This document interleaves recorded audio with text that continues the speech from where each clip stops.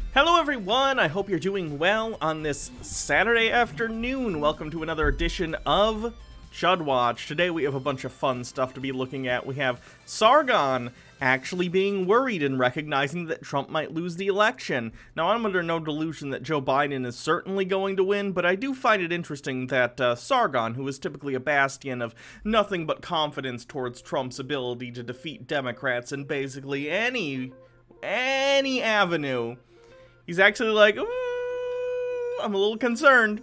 So we'll check that out and see how founded Sargon's concerns for Trump's presidency being a one-termer. We'll see how valid those concerns are. We'll take a look at Tate, who claims he knows who Trump caught coronavirus from. I'm sure Tate, as we all know, insightful as he is, will have a brilliant take.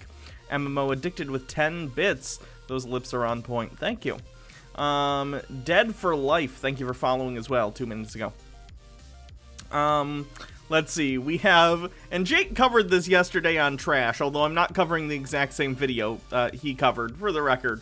But Jake found this channel, and boy oh boy, if I'm not gonna straight up rip off Jake by covering this, because this is too good not to cover.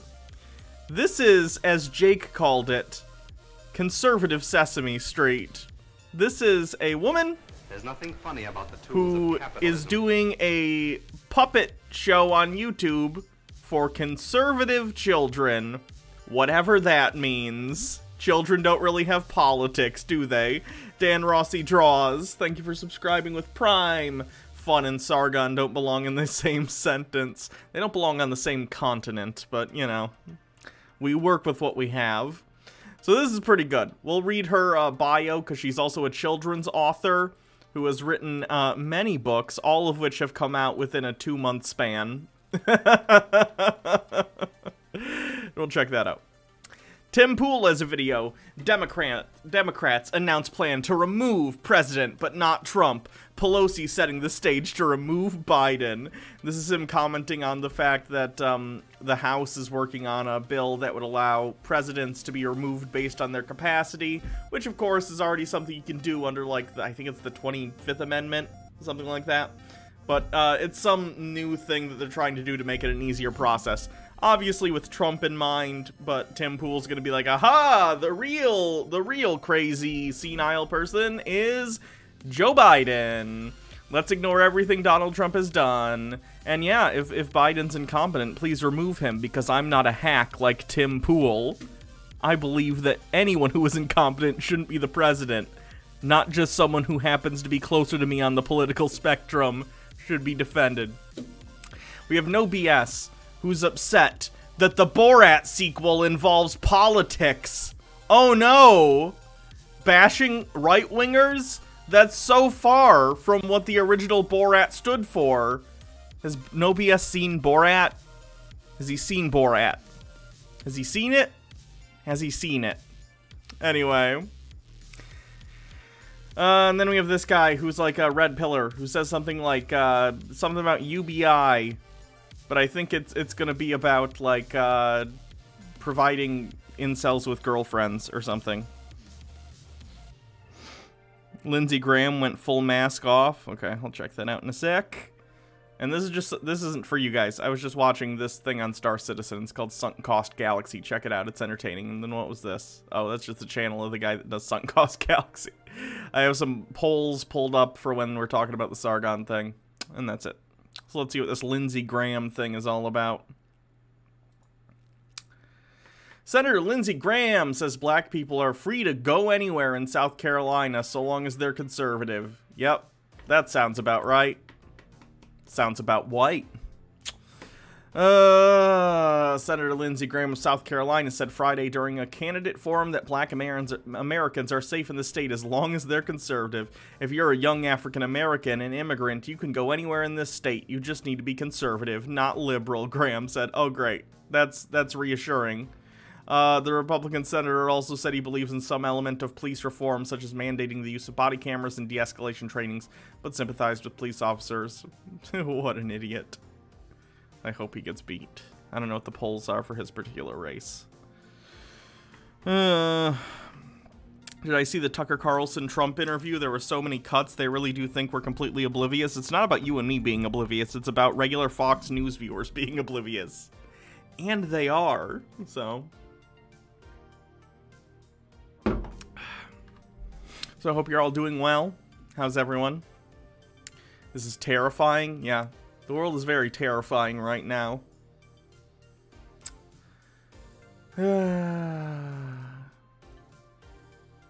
Anyway, what should we do first? What do you think? I'll do a poll. Let's do a poll, shall we?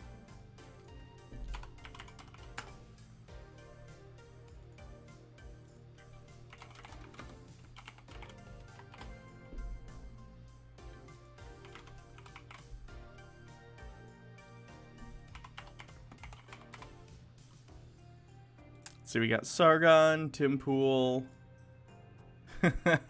We got Tate. We got Puppets. And then we have No BS. There's nothing funny about the tools of capitalism. MMO Addicted with 10 bits. Those lips are on. Oh no, that was on. That was 5 minutes ago. The most recent one was Grid Hook. Thank you for subscribing with Prime. There's nothing funny about the tools of capitalism. There you go. There's a poll. What should we watch first? Noob Monster. Thank you for subscribing as well. Good to see everyone. Have a lovely day. I hope you have a lovely day too, Noob Monster. Did I catch Jake's anti-doomerism rant? No, I was there for... Oh boy, I was watching Jake stream up until... near the end, I think, of when he was covering Lord of Patriarchy. And then I went to bed, so I don't know. I don't think I saw the doomer thing. Poor Tate, no one likes him. His friends that hang out seem to like him, that live in his house or whatever weird thing they got going on. Sargon's killing it in this poll. Well, it's almost over. It looks like Sargon's winning, and then so in order we have Sargon, Puppets, Pim Tool, No BS, Tate. There's nothing funny about the tools of capitalism. Pier Squire, thank you for subscribing with Twitch Prime. Pier Squire, woohoo! Looks very thick. Looking very thick goth girl today, Hannah. Thank you. Appreciate it. Oh, are we doing a hype train? Woo! Hype train. Never a Tate kind of person. I don't think anyone's a Tate kind of person. Not reasonable people, at least.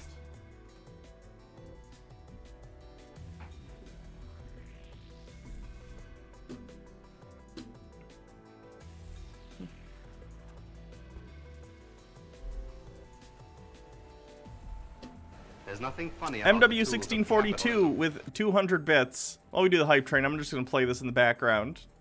Just so we have something going on. Have you guys heard about Star Citizen? Y'all heard about how stupid Star Citizen is? There's nothing funny about the tools of capitalism. Sushi Mom 10 of 25 bits. Here's the last of my bits. And the best, Burb. It's February Thank you for the biddies. 2012.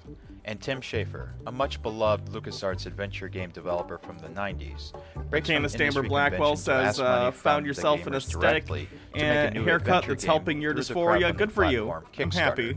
Good for you. Citing that the past publisher-centric model did not see this as a viable project to fund, Schafer was instead selling the game upfront to the gamers that wanted it, and those sales would fund the development.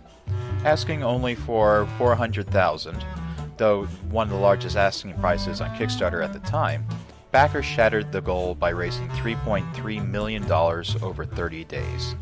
As one of the most successful Kickstarter projects at the time, the theoretical funding plan became proof that there was a market for video games on Kickstarter and that games could be crowdfunded.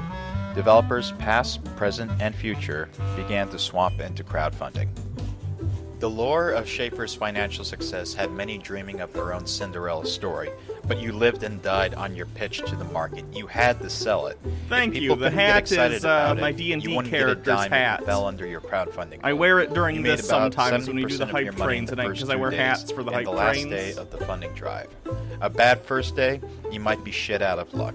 A ghost town on the last day, you might come close but fail. And even if you made your goal, you could find yourself unable to produce the promised game in part or completely. Game development is hard. Thankfully, point-and-click adventure games, turn-based strategies, RTSs, platformers, genres left neglected, found new life in this market. However, one genre was missing from the Kickstarter Gold Rush: Space Sims. So the Space Sim genre comes from the Star Wars and Battlestar Galactica fantasy of being Starbuck or Luke Skywalker flying around in spaceships and blowing stuff up. The Top Gun fantasy before Top Gun. The Last Starfighter, the hero of the galaxy. Early in the genre, vector graphics made Space Sim games a good choice for the early 80s, but they were mostly limited. However, Elite, a pioneer in the genre, embraced vector graphics and delivered the Han Solo smuggler and space trucker fantasy with several entries. I've never been a big fan of like Space Sims or, oh, how do I put this? You know, games like when I was a kid I played like Rogue Squadron or whatever. They're okay. I get bored of them very quickly though. But like there's some people, especially the people who are into Star Citizen, are such big fans that they have given, oh god, what's his name? I already forgotten. You mentioned his name earlier.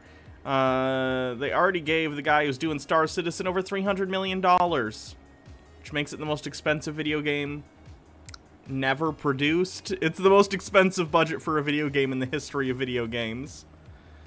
In the 90s, Space Sims took off with Wing Commander, X-Wing, Descent, Free Space, and Battlecruiser. But at the turn of the millennium, after our last few attempts, the large publishers stepped away from the fringe genres like Space Sims in pursuit of the new full 3D FPS games for their novelty and success. Without promotion from publishers, developers found it hard to sell their games at big box stores, essentially the only storefront available at the time. And while they were still being made, Space Sims essentially slipped into a genre coma. What was just left picked up Elite were a few Dangerous separate the other day, and it's good. Nice to play while listening to audio dramas. Yeah. Trying I've to heard make Elite use Dangerous of the parts is good. abandoned I to own it keep on themselves PlayStation, entertained. but it was too complicated, and I fast gave forward up. to October I'll probably 10th, pick it up 2012, someday, but and Chris I'll Roberts stick steps with No back Man's onto the Sky. stage after a decade-long hiatus from the video brainless. games industry. It's He brainless announces stuff, Squadron and it's got some 42 and construction its companion elements, game and that's Star fine. Citizen. Two styles of Space Sims rolled into one package for release in 2014. Okay. It is to be crowdfunded independently. Level 1 hype train. I shall wear this hat then. Cool. So, Sargon 1. It's time to watch Sargon conjecture about Trump potentially losing, which I think is the first time he's ever, at least this year, actually outright said that he's not positive Trump will win. Because when I've seen him talk about it previously, he's pretty consistently talking about, like, yeah, Trump's gonna blow it out of the water. Trump's gonna kick ass. He's gonna beat the heck out of Biden because he's full of dementia or something, which is the fun right-wing line that we get. Ironic, considering the Republican candidate is Donald Trump. I'm not a big fan of Joe Biden either, but it makes me cringe whenever right-wingers will look at, like, Joe Biden struggling with his stutter that he's had, like, his whole life and he's genuinely had to deal with. And he's pretty good at overcoming it, like, but sometimes he gets tripped up like you do. And right-wingers are like, he's got dementia, and it's like, hey, asshole, he has a stutter. Like, really? Have you heard? Everything on the right is a projection. It's so weird. I don't know how you can listen to Trump's tweets and his interviews over the past few days and think like, yeah, the Democrat candidate is the one with mental issues. Anyway, Sargon, here's his video talking about polls showing that Donald Trump is down in swing states, right? Now, let me be clear. I hope that the polls hold true and that Joe Biden wins, because at the end of the day, those are the two candidates we have, and I am going to vote for someone whose beliefs and policies are closest to mine. It's not about being perfect, it's about being closer, because if you vote for someone or don't vote for someone and allow someone whose values are opposing to yours in a very distant way when you had an opportunity to vote to someone whose policies are closer to your own, then all you've done is make more work for yourself in the future. It's easier to get to leftist positions from a liberal standpoint than it is to get to leftist positions from a super right-wing standpoint. So that's how I think about it. You don't have to agree with me, but that's how I feel about it, and that's why I'm going to vote for Joe Biden, and I think you should do the same. Though you have the right to do whatever you want. Anyway, so Carl, who's looking... I don't want to comment on someone's look. He just looks a little weird here. I don't know what he did to his face. Maybe it's a shave. Maybe he shaved a little closer than he normally does. His face looks different than it normally does. He's going to talk about the polls, and how in the polls, Biden is up in most swing states. Even more so than Clinton was in 2016. But bear in mind that the polls in 2016 were pretty inaccurate. The polls ended up swinging like 4 or 5 points towards Donald Trump as opposed to what they were in the polls. The numbers, the actual vote, I should say, swung 4 to 5 points closer to Trump than they were in the polling. A lot of pollers have come and said, like, okay, we fixed our model this year. It'll be more indicative of the people who are likely to vote in this election, whereas last election we were missing a lot of people who came out specifically for Donald Trump. No one knows if that's the case, and that these polls are going to be more accurate. We won't know until Election Day, and probably somewhat after, considering how much non-in-person voting is happening in this election. But it'll be interesting to see. Either way, the evidence that we have at hand indicates that Biden will win. I'm not telling you to get complacent. Go vote and take 3 friends to go vote, especially if they wouldn't vote normally. But what I am saying is, from what we can gather in terms of the data that is available to us today, it looks like Biden might win. But again, we'll have to see. Albertasaur21, thank you for following an MMO addicted with 10 bits. I love that you're normal and reasonable, Hannah, after falling down another unreasonable Twitter gatekeepy and purity test hole. I needed to hear that. Great. Cool. Thank you. You voted a few days ago? Good. I'm glad.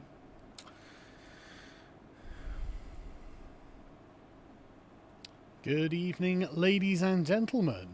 I'm live, I believe. I'm sure I'm live. But yeah, hey, how's it going? Sorry I didn't do a video or anything yesterday. I was just tired, really tired. I've been working really hard. And so yeah, I'm not gonna talk about the new office, although we were there today and the internet was installed, although it wasn't working when I left. So it's still being fixed up, but it's all coming together, all doing very well. I'm mildly concerned, and the way the past few days have gone have been a real roller coaster in American politics. For anyone who... This was posted on the 7th, by the way, so 3 days ago. Who hasn't been following it. But I'm sure that you guys have been following it. It's only 2 p.m, not here, it's not bloody 8 p.m. here. This is live, isn't it? I'm just going to have to check. I have no idea if I'm talking to myself. But yeah, no, I haven't enjoyed the energy. Yeah, we are live. Very good. That's good. So I didn't put that in parlor, did I? Damn. Low energy. Sad. Do that now. Sorry. So we've got quite a lot to go through. So settle in, guys. We're not going anywhere for a while. Yeah, people in the chat. Trump is getting wrecked. It's like, yeah, it does kind of look that way, doesn't it? It does. The most recent polls out of... I usually go to 538 because it's a pretty good place to get all your polls and stuff all in one place. Not Hannibal Lecter, thank you for following. So, 538, they both do an aggregate. 538's a good resource. You don't necessarily have to bother with, like, the opinion pieces, because I don't even necessarily agree with the Nate Silver guy. I think he's kind of a douche, and I think him and his team come off as douchey sometimes, but they do have opinion pieces. I don't normally read them. What I do take a look at is their model. They were one of the more accurate model people in 2016, and I think the way they do things seems pretty legit. So right now we have Biden favored to win the election 85-14 with one potential tie. Being 2020, Wouldn't it be amazing if it was the tie and then Congress had to decide? RW Blackveil, thank you for following. Anyway, so this says Biden's favored 85 out of 100, 14 out of 100 is Trump. But again, this isn't saying that Biden is definitely going to win. It's saying statistically Biden has a higher chance. But so did Hillary in 2016. Let me see, 538, model 2016, so I can show you what that looked like. So by, their stuff looked a little bit different back in 2016. But the point was, around election day, Hillary Clinton had a 71% chance and Donald Trump had a 28% chance. So right now, Biden is at 85 and Trump is at 14, but just because Trump is ahead in this and in the polls, do not assume that that means he's definitely going to win, because that's not how anything works.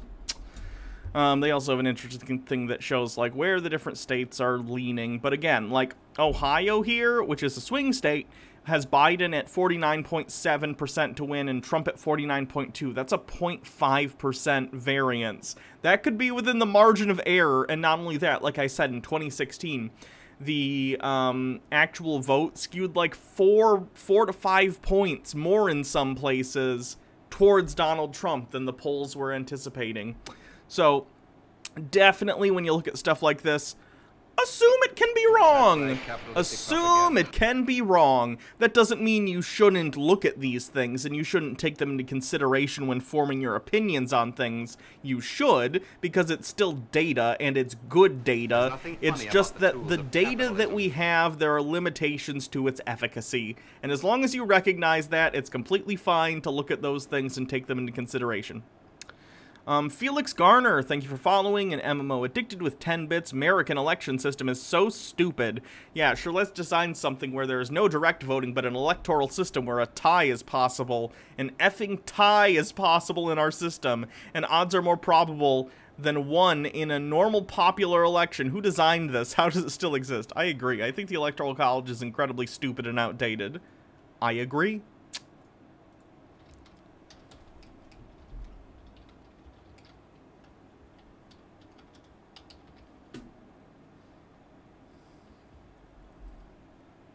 Man, it takes ages to put this stuff up. Can't wait until I don't have to do this myself. Right, yeah, so... is Trump losing, or are the polls lying again? And there does feel like there's a lot of who are you going to believe. I don't like the term lying, and this is pedantic, but I don't like the term lying in regard to the polling. The polling from 2016 wasn't a lie. A lie, I feel like, implies intentional misleading. Intentionally being misleading or intentionally obfuscating the truth. Polling in 2016 was not intentionally obfuscating what was going to happen. The models that the pollers were using were just bad. They were just bad. That's not a lie. That's a failure of their system, right?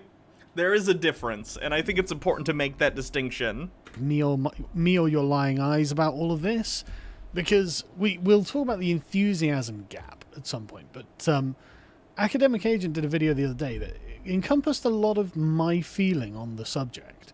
And I've been saying it for a while. I don't think people who would prefer Biden are going to be as energized to vote as people who would prefer Trump. I disagree with this statement wholeheartedly. Here's the thing, Sargon. Sargon's never going to watch this video. I don't think he knows I exist.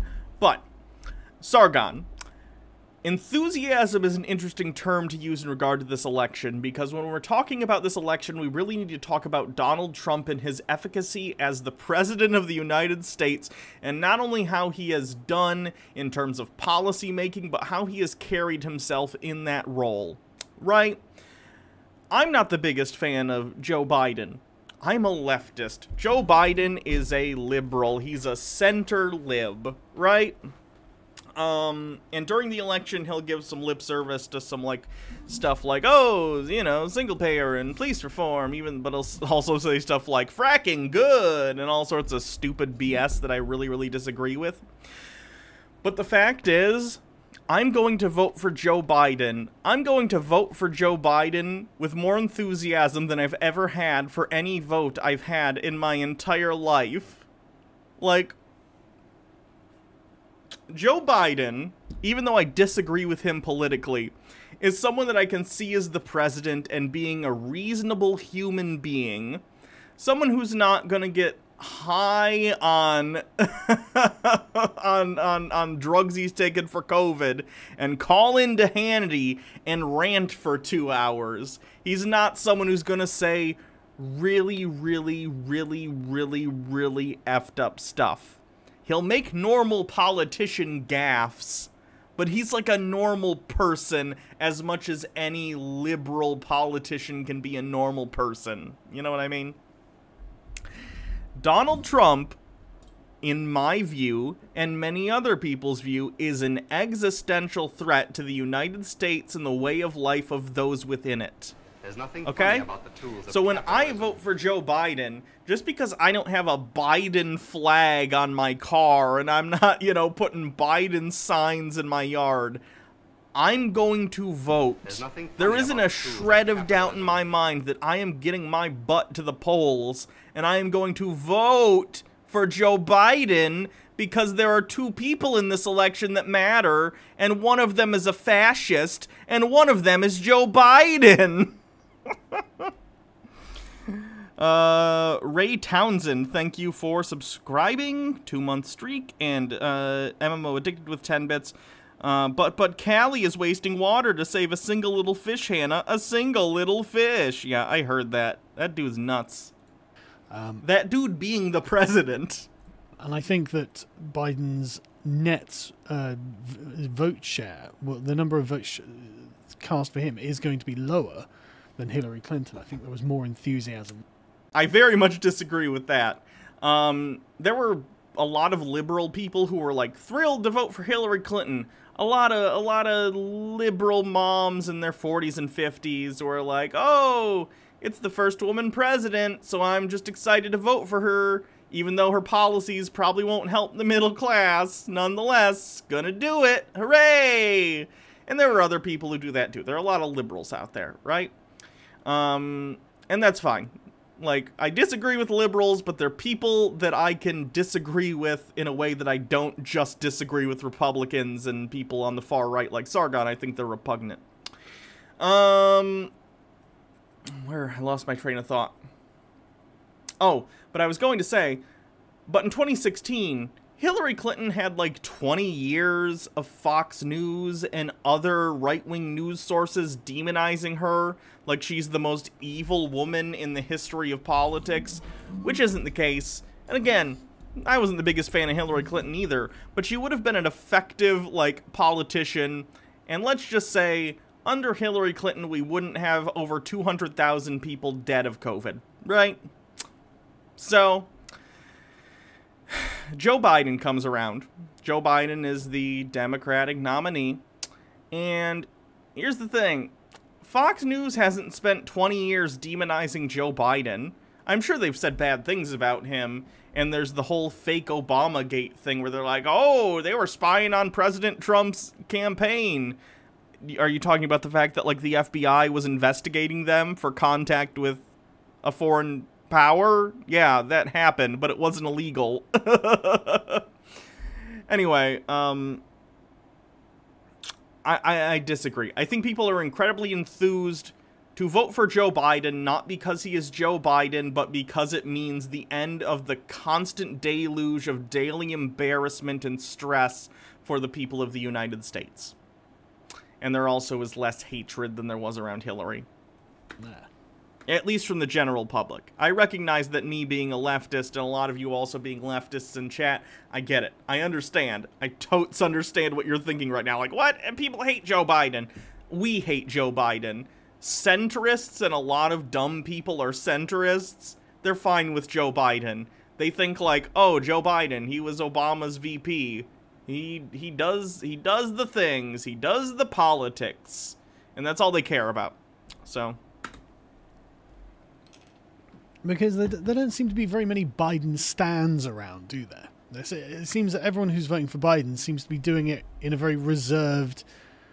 Fine, well, I'm voting Biden then. You know, if you're going to vote Trump, I've got to vote Biden, and that's not how I would want my campaign to be going if I were Biden.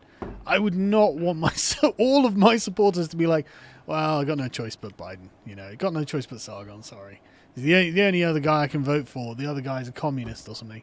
You know, I would rather it not be that. I would much rather the energy Trump has. And I don't understand, like, defining what Trump has as energy.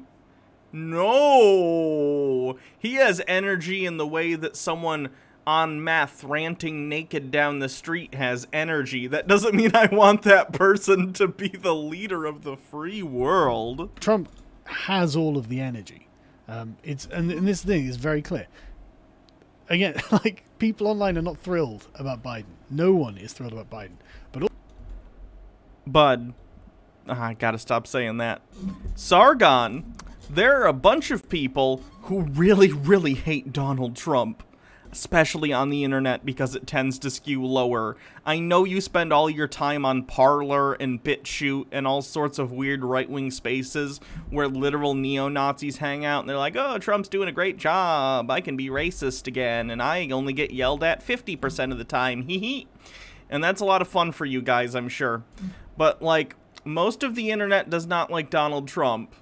I would argue most of America doesn't like Donald Trump. You know how I know this? He lost the popular vote in 2016, and even if he wins this year, he won't get the popular vote. It'll be because of our backward, broken electoral system that uses the Electoral College, where someone in Montana, where there's more cow shit than people, has a vote that counts for more than someone in New York City, which is the economic powerhouse of the United States in terms of, like, being a center for trade. That in California. It's very, very stupid. It's all very, very stupid. All Trump supporters are very happy with what he's doing. I understand that there are lots of non-Trump Republicans who are not happy with how Trump has handled the past week or so. I don't think it's as bad as... If you're a non-Trump Republican, and the only thing that's bothered you about Donald Trump is the past week, your brain is broken. You are a broken person, and you shouldn't vote ever again. As people think. What's the link? Hold on. Oh, why is my thing not scrolling? That's annoying. The Taliban on Trump. We hope he'll win the election and withdraw U.S. troops. That's good. That's the endorsement you want. The Taliban.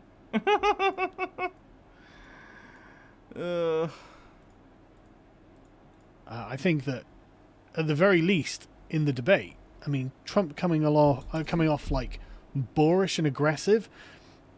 I mean, yeah, okay, that's not good. You know, you don't want that at a dinner party or something. But or in the president. You know what I expect? Yeah, I expect the president to at least have as much decorum as someone at a dinner party. And by that I mean not screaming in people's faces and interrupting them while they're speaking constantly. Yeah, that's something I care about. And I know there are plenty of people like, I don't care. If it was Bernie Sanders up there screaming at someone and interrupting them, I wouldn't care. It matters. It does matter. Like, I get it. I understand, like, caring about, like, what you have to say. But if you're not willing to, like, in a formal debate setting, shut up when it's not your turn to talk, you have problems, man. And it's indicative of an inability to keep a cool head under pressure, which is something you need to have if you're the president. The question is Joe Biden going to die before he's even inaugurated? And Biden didn't exactly look high energy there. And Trump has coronavirus, Sargon. What? The only thing holding Donald Trump together is an overly sized suit and an overdose amount of steroids. That's it. Ugh. And nothing his social media campaigns say is in any way just, it's nothing. It's just, you know, I am for good things and I am against bad things. But anyway, so the polls. the polls haven't been looking good. This is just an aggregate, a list of polls that were released on the 6th. So they would have been probably done like a week or so before. So Biden was doing well, and we won't know for a few days, I would suggest, about the polls with Trump and the coof. Seems I might have the coof, doesn't it? Let's hope not. Let's hope it's just a regular flu. So, I mean, Biden is doing better in these battleground polls than Clinton was in the same year. So, I don't know what to make of it. But then you've got this chap who is a radio broadcaster of some kind. I don't know who he is, but he says, I predicted Obama would beat Hillary in the president. I predicted this, I predicted that. So it's like, these are his predictions. I don't know how he's made them, to be honest. He's just stated them. I think he's just guessing. Like, Obama defeating Romney in 2012, I don't think that was an upset. I think the polling showed that, so I don't know why he's putting that in there like it's crazy. Predicted within a half state the exact map of 2016. Like, that's good. That's impressive. And Obama beating Hillary in 2009. I guess it would depend on when he made that prediction. Either way, it's entirely possible it could turn out like this. It could be possible that just like 2016, the polling is way off and they're not detecting a bunch of Trump voters that they should, and Trump will blow it out. And that would suck. That would suck a lot. That would make the next 4 years... The first 4 years were a nightmare. Can you imagine another 4 years if Trump is told by the election, you're nailing it, man. Keep it up. Ooh, boy. That'll be bad.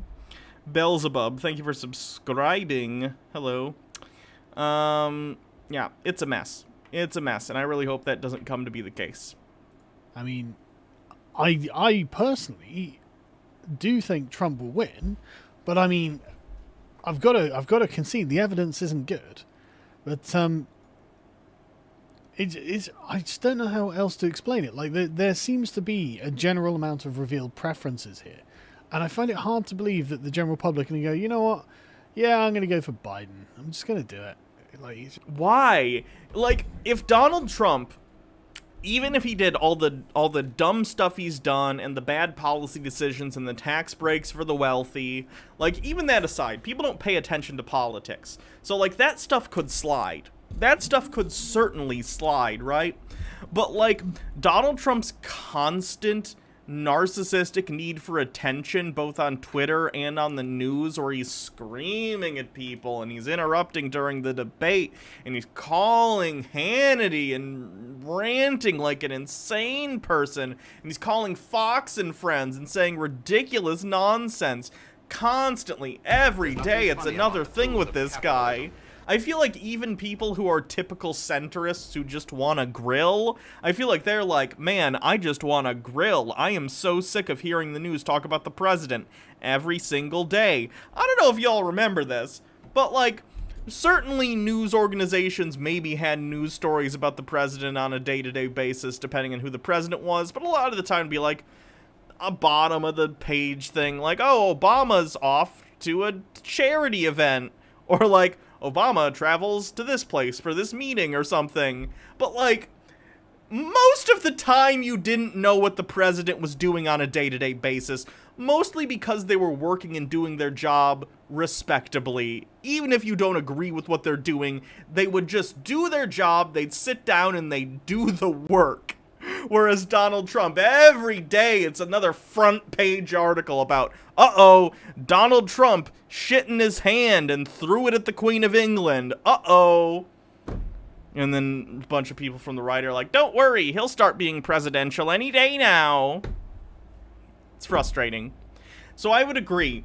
If it were an incumbent election and Trump had been a reasonable human being and acted like a president for 4 years, even if all the bad stuff still happened, but if he was just, like, reasonable about it, even if we still had 200,000 dead COVID people from COVID, and he was like, but the whole time he was like, no, we should listen to scientists and wear masks, even if it still had that death toll, people would be more willing to vote for him because incumbents tend to win their re-election campaigns. Because people tend to think, well, what we have now, we already know, and it's fine, so I'll vote for that person again. Whereas I feel like it's almost the opposite this time, because we know who Joe Biden is. He was the vice president under Obama. He's been a veteran congressperson for decades. He's like a milquetoast, middle-of-the-road centrist. And then you have Donald Trump, on the other hand, who is this crazy person who every day outdoes himself and looking like a jackass, and it's just stressing everyone out. So I feel like in this case, the same things that tend to help an incumbent in an election, like, oh, it just is what it is, everything's fine, the world isn't on fire, I'll vote for the incumbent. The opposite is working in the favor of Joe Biden this year, because things are on fire, and things have been going very badly for Donald Trump. Again, it depends, because there are some, like, cultish, weird people who love Donald Trump no matter what. Because they like the like fashy elements, and they like ooh, Daddy Trump, yes, give me that hat, Daddy, and all that other stuff. People who like fly Trump flags like weirdos. Those people exist. They do, and don't assume that they don't. They vote, so you should do the same. Just screw it.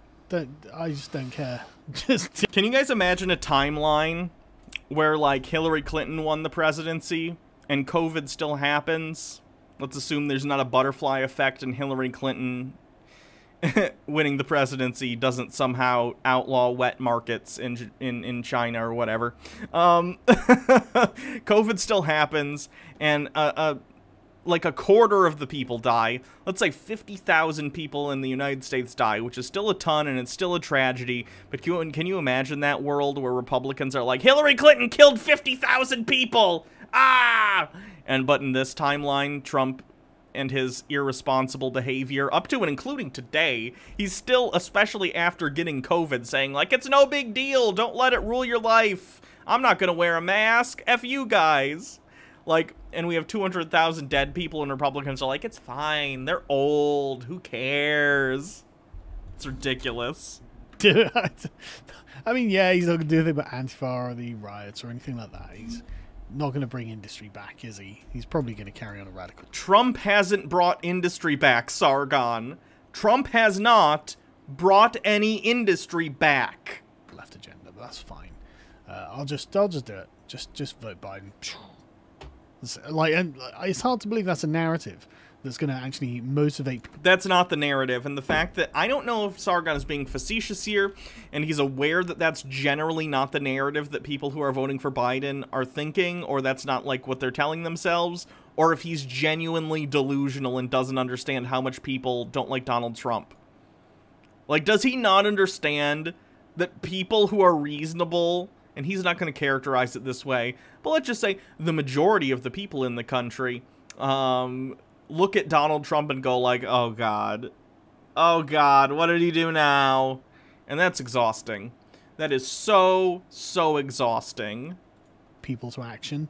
But like I said, I don't know how this guy has chosen this, but that, if this was the end result, it would be quite an interesting mirror of Boris and what happened with the Conservatives in the last election here.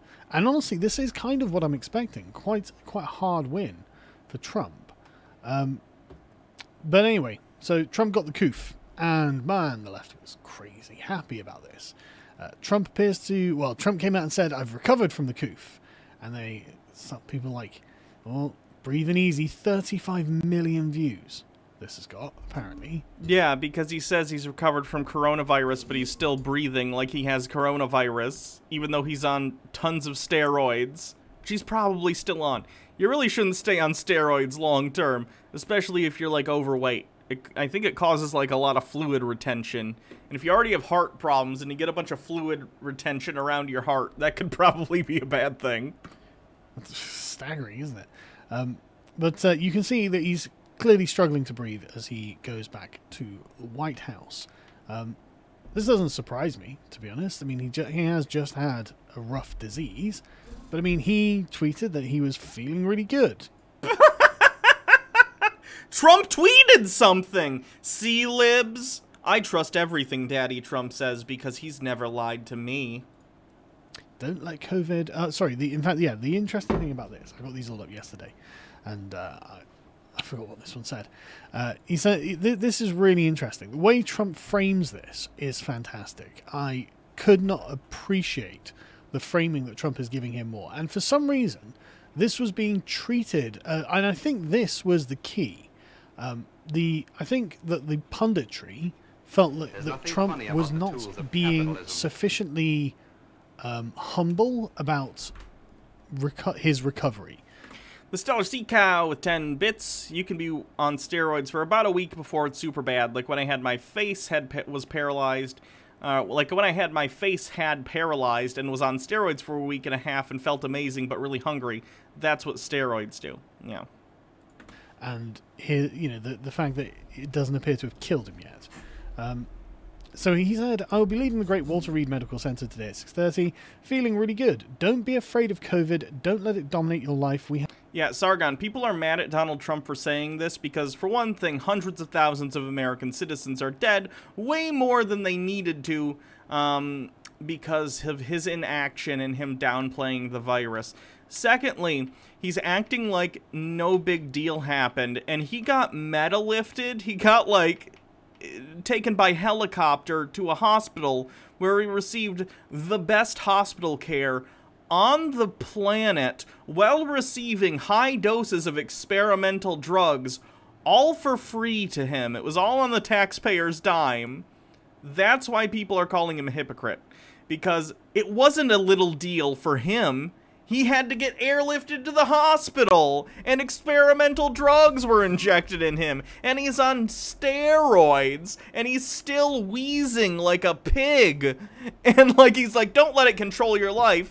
Donald, most people can't get helicoptered to the nearest hospital to get experimental drugs and then not worry about the expense. Like, other people don't have the luxury to not let something like this rule their life. Because even if they're able to get through it in terms of, like, they're cured, even if they don't have, like, long-term respiratory issues, which a lot of people who have COVID have had, once they get through it, they still have respiratory problems. Even then, the financial strain put on you by going through all that in the hospital, especially if you had a severe case and you're, like, put on a respirator and you have to have this constant care, it's like life-ending for people. Like, people cannot afford this, and that's why it's irresponsible and hypocritical of him to say this. Because even though he got the best medical care possible, all on the taxpayer dime, he's out here telling other people who are one medical expense from bankruptcy, he's telling them, don't worry about it, it's fine, you'll be fine, just get your private helicopter to take you to the hospital, where they'll give you a dose of experimental drugs not approved by the FDA. That'll work out well for you. I'm in touch with the American people.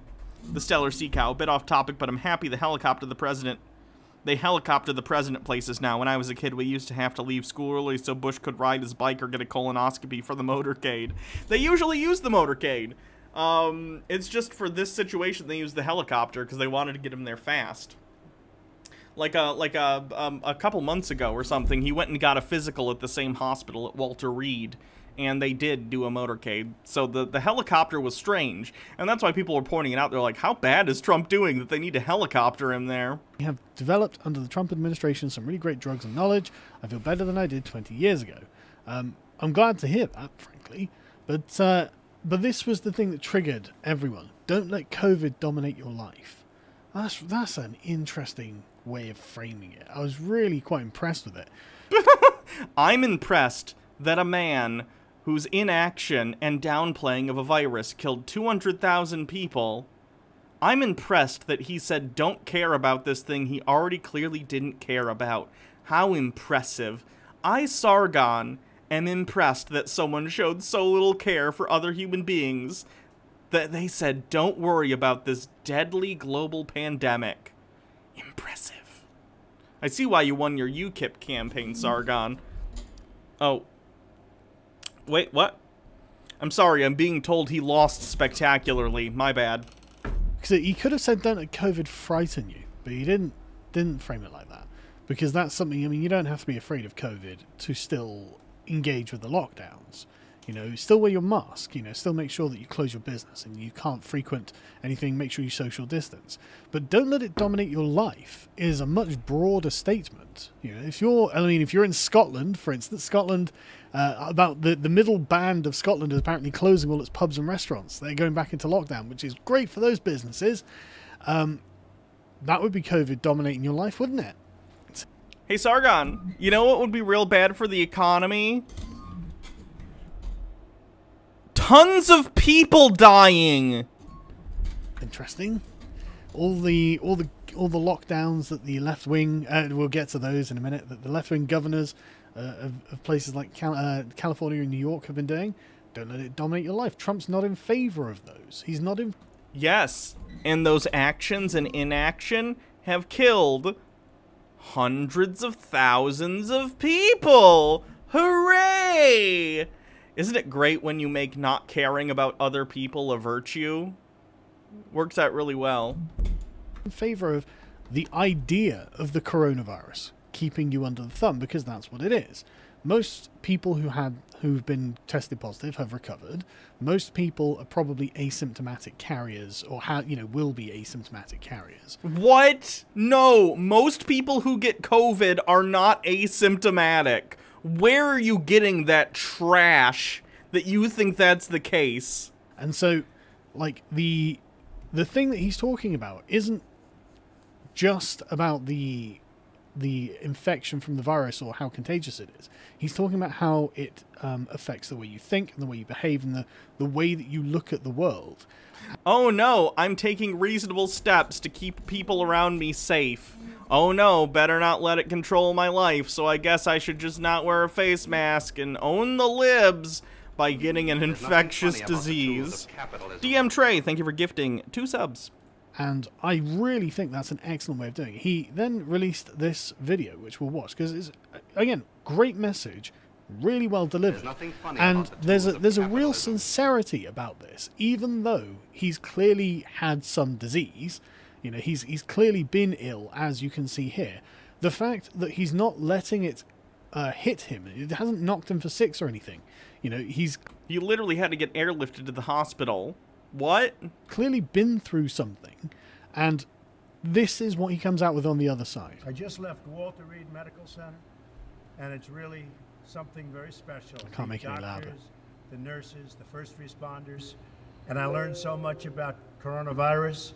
I guess I can. And one thing that's for certain, don't let it dominate you. Don't let the virus dominate your life. Just like me, get airlifted to you. I don't know why I'm giving him that accent. Just like me, get airlifted to the hospital with your presidential. Why am I keep giving him an accent? You get the point. Like, what do you mean? Don't let it dominate your life, Donald. You were airlifted to the hospital in your presidential helicopter, where they gave you the highest dose possible of experimental drugs. What? It's the most insane, hypocritical thing you could possibly do. Vitrium Wolf, thank you for following. Afraid of it. You're going to beat it. We have the best medical equipment. We have the best medicines. You do? You're the president. Most people don't have access to that. All developed recently.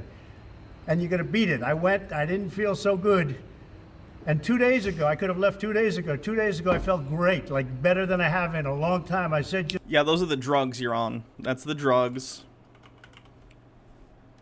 U.S. COVID deaths, 214,000 dead people, and it keeps rising every day.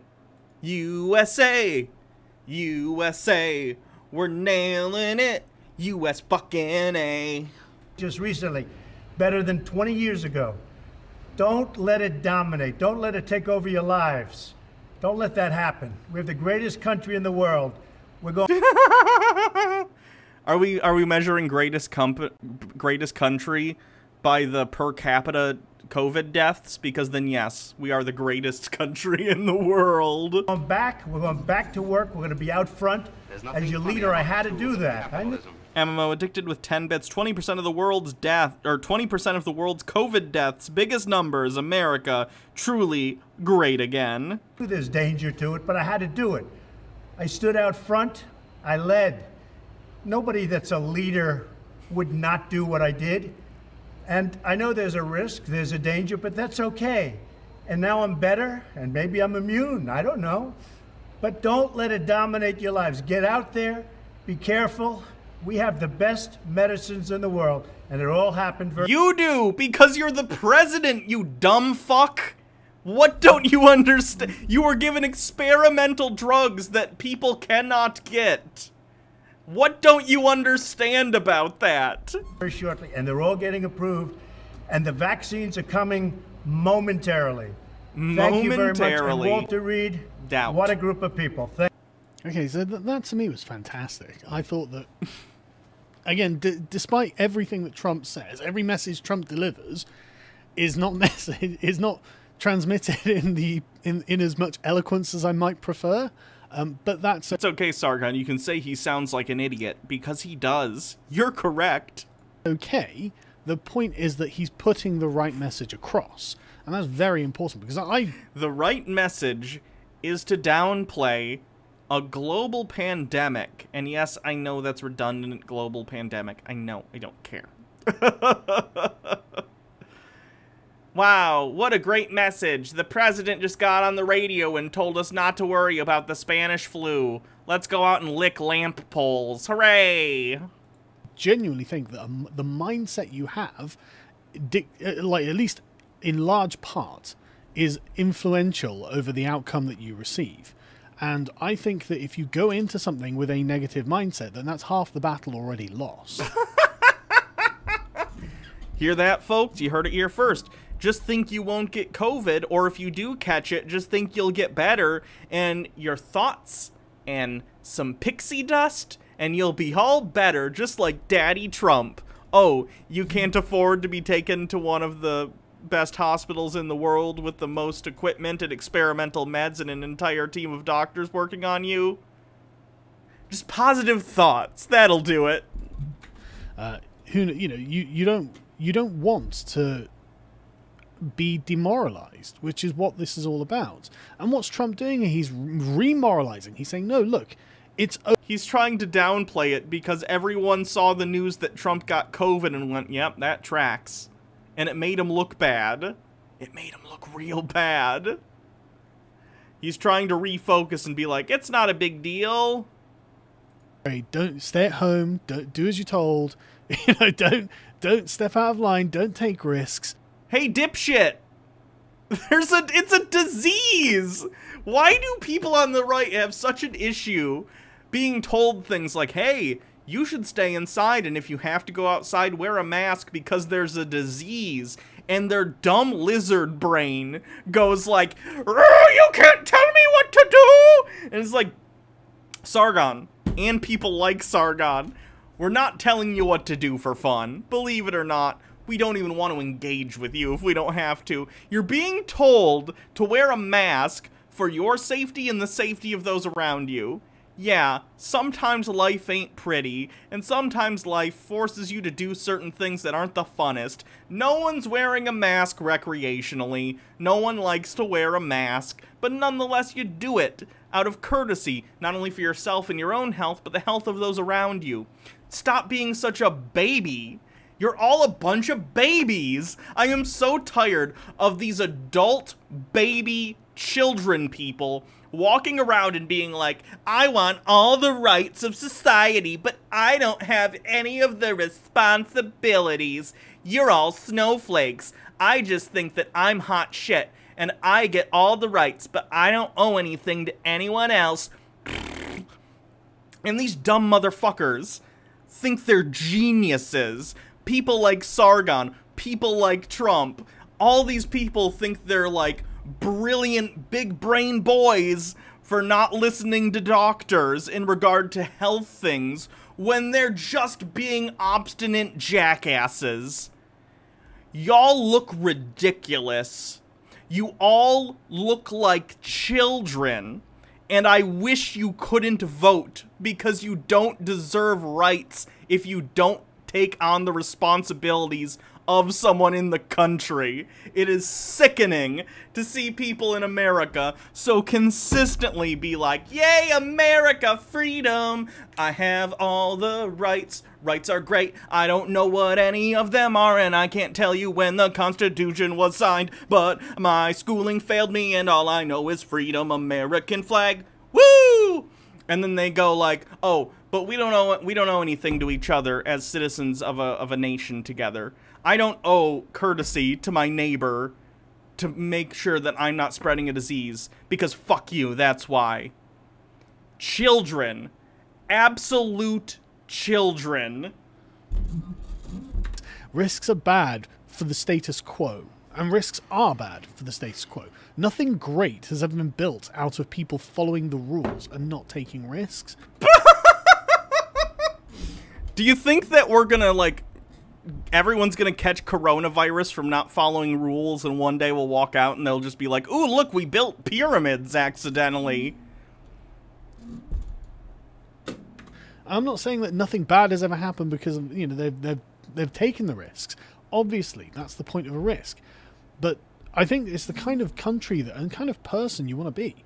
Do you want to be that sheep who just, you know, Do I want to be someone who takes health advice from doctors and listens to health experts about a pandemic and how not to catch it and not spread it to other people? Yes. Calling that being a sheep makes you sound stupid. You are an idiot, Sargon. Hold on, I gotta turn this up. I am warm. This ranting is making me so warm.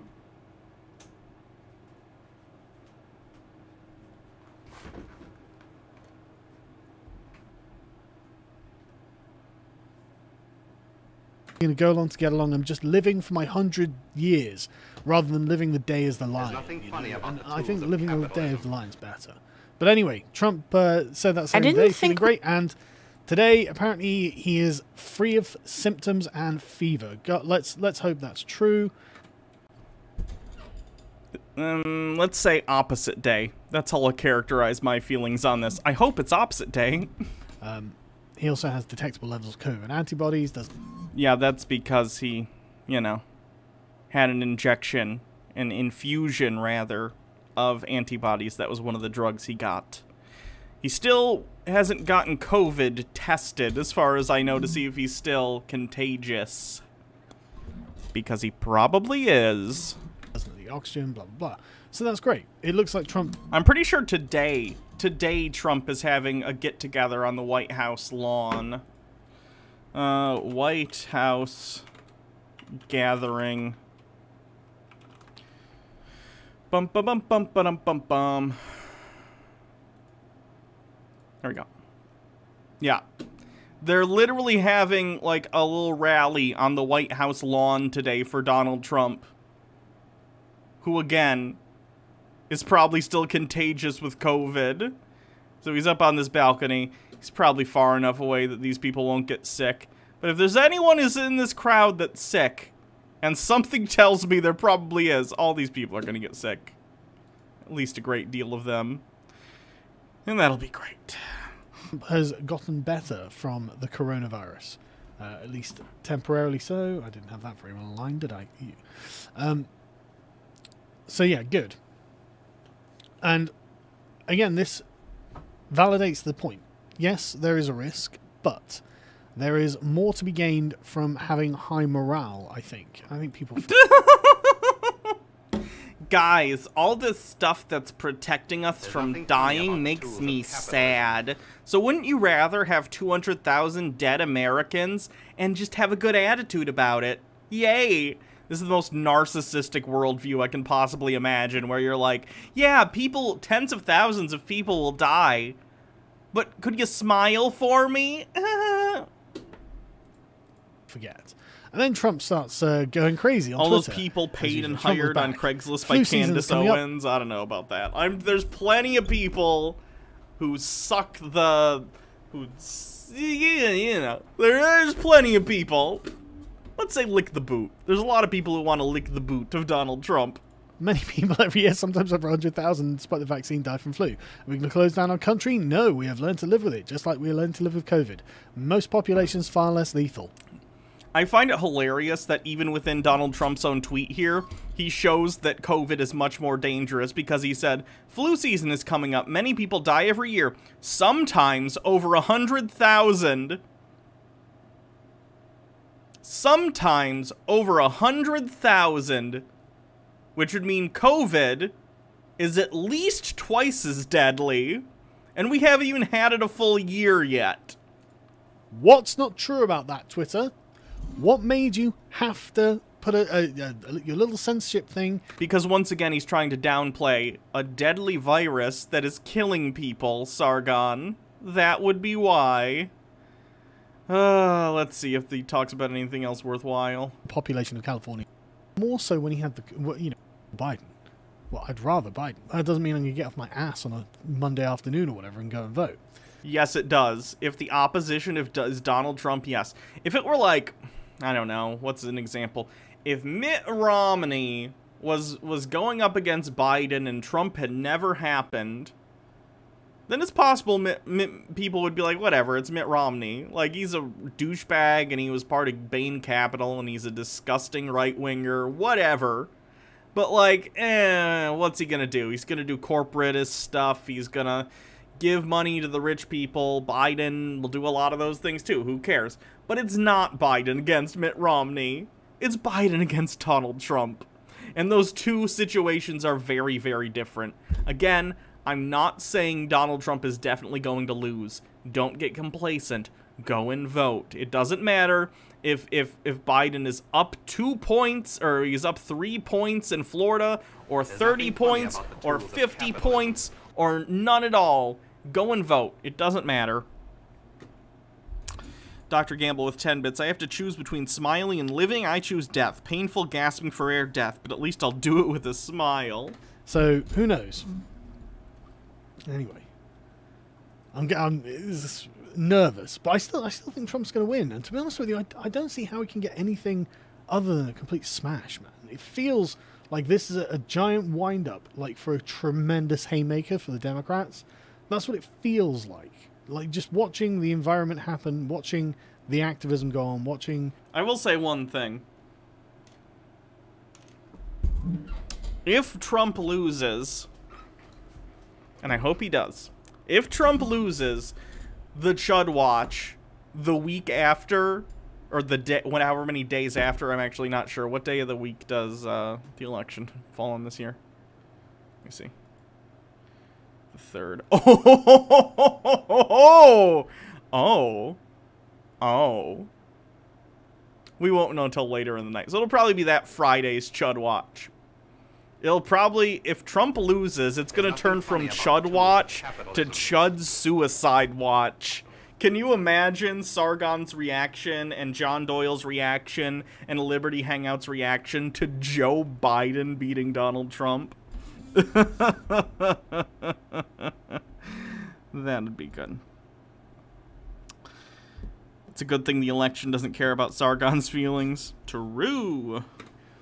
The responses to stuff. I'm genuinely amazed that anyone can consider the left anything even vaguely appropriate to vote for, given the thing that's like the things that they're doing.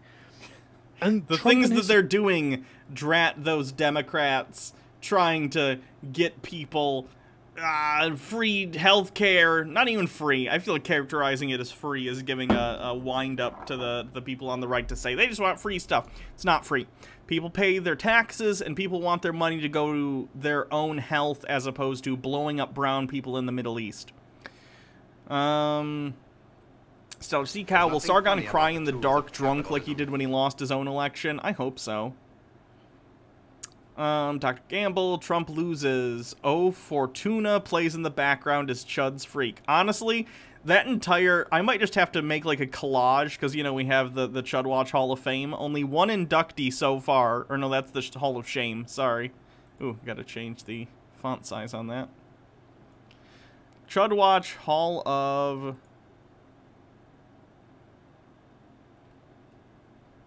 Oh, man. I gotta redo the Hall of Fame. No, here it is, right? What? They both got changed to shame. I gotta change this one back to what it's supposed to be. Give me a sec. Do.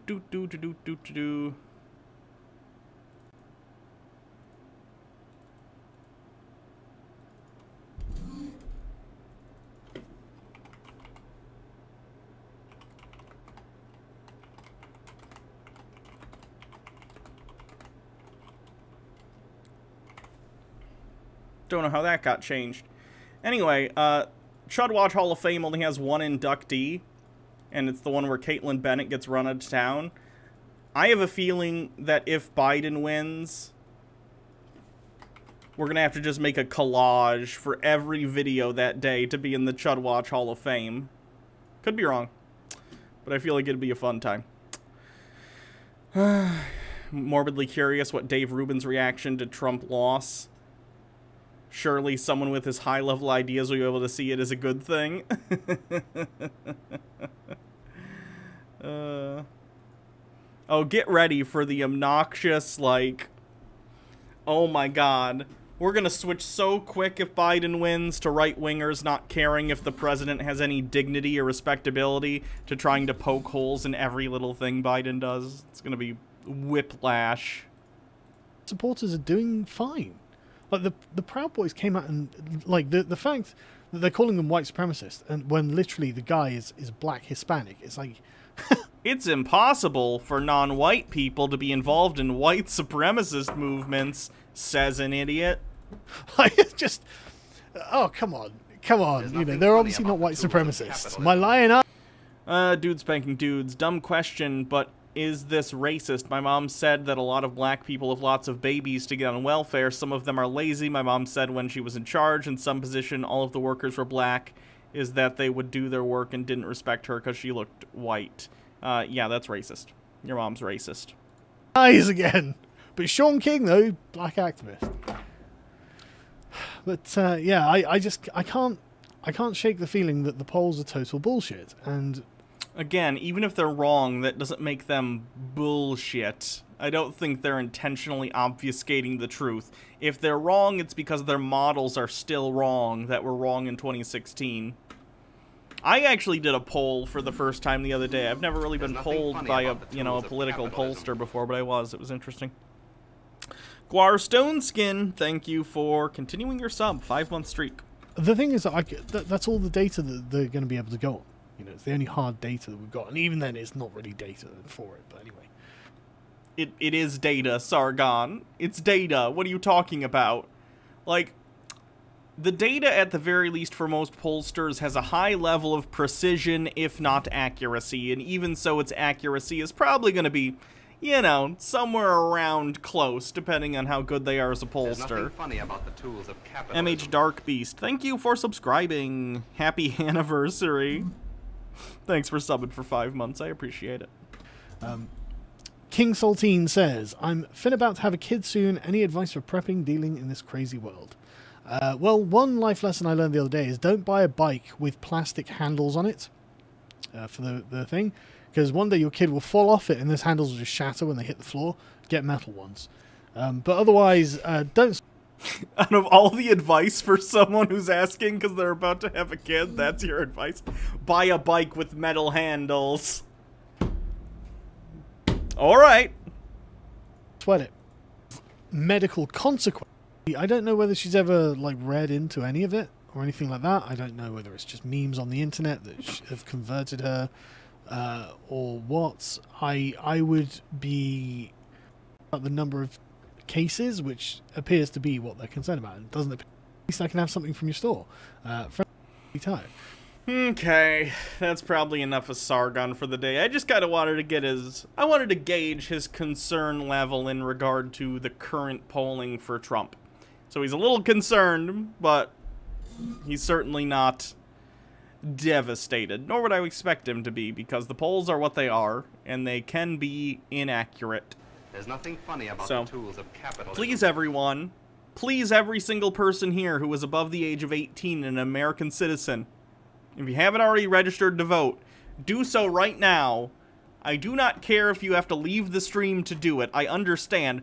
Go and register to vote right now and make sure that you have a ride, or if you don't have a car, like either you'll be able to drive, or if you don't, arrange a ride or know how you're going to get to the polls on the 3rd of November.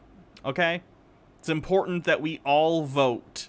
All of us. I don't even care if you're in a state that's solidly blue or solidly red. You need to vote. You need to vote so we can, like, if Trump tries to do any shady stuff and be like, oh, I'm invalidating the election results because it was too close even though Joe Biden won, or some bullshit, which you know he's going to try and do. It needs to be as clear as possible that Joe Biden won. Because Donald Trump is going to try and move this to the Supreme Court and try and get a second term, even though if he loses the election. And that's messed up. So go and vote. Go and vote. Go and vote, go and vote, go and vote. Moving on. Alright, so this is an interesting topic. This one's second in the poll, so we'll cover it next. Oh boy. There is a woman name of Mimsy Moon. That is a, I can say nom de plume because she's using it as a name as an author of a children's book author. And all of her books have come out in the last, like, 4 or 5 months. There's 10 books, and they all came out back to back to back. There's nothing funny about the tools of capitalism. Highly in derp with 100 bits. I have a question, and I know that the chat is relatively queer, so I'm a queer trans guy, and I transitioned several years ago, yet for some reason, even when I find women attractive, my reaction is still something like, I'm so gay. Is that a sign that I'm non-binary? I know I'm definitely not a woman, but I don't actually care too much how I'm viewed as long as it isn't female-coded, which is also NB-ish. Definitely have to ask chat for that one. I'm not super familiar with non-binary stuff. Like, I understand it's a thing, and, like, if someone's non-binary, awesome. I just don't know a ton about it personally. S-Compy with 10 bits. Someone asks for advice about raising a kid, and Sargon found a way to make property more important than the kid. True. So Mimsy Moon, is a children's book author, and she does videos on YouTube. This is her. And we're going to read her bio, and then we're going to watch one of her videos, okay? So she has an Amazon page, as you do as an author. And... oh my god! Uh-oh. Uh-oh. Uh-oh. Here's the thing, guys. I just realized I have Kindle Unlimited. Kindle Unlimited is kind of like Netflix, but for books. And this series is on it. So maybe after we read the bio, we'll take a look at one of the books. About Mimsy Moon. Hello, I am Mimsy Moon. Not my real name, but I don't want the leftist mob to show up at my door. So I want to be truthful about where I've come from for 4 reasons. First of all, I hope my story can be an inspiration to others. Second, because I don't want someone in the future to find out my name, look into my past, and then try and out me to the public. Like, you need to know who this person is, who is teaching your children. I'd rather out myself first, so I'll never have to look over my shoulder. Thirdly, because I know it would be easy to think, who does this middle-class, middle-aged, white privileged woman think she is, lecturing me about how to live their lives and how she's never had to go through anything? And how could she understand? And lastly, I hope others can see my story as a lesson and a word of warning. Dude spanking dudes, do it, Hannah. Here's some bits for a bribe for you to read it. Okay. She says, I could obviously write a book on my life story, but I'll keep it as brief as possible. Okay, so I grew up in a middle-class family in California in the 70s, raised by my mother and stepfather, an only child until I was 10.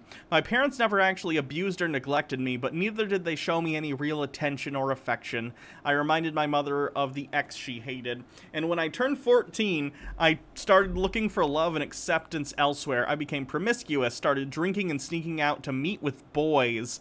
I wouldn't come home sometimes and would leave a message on the answering machine that I was okay.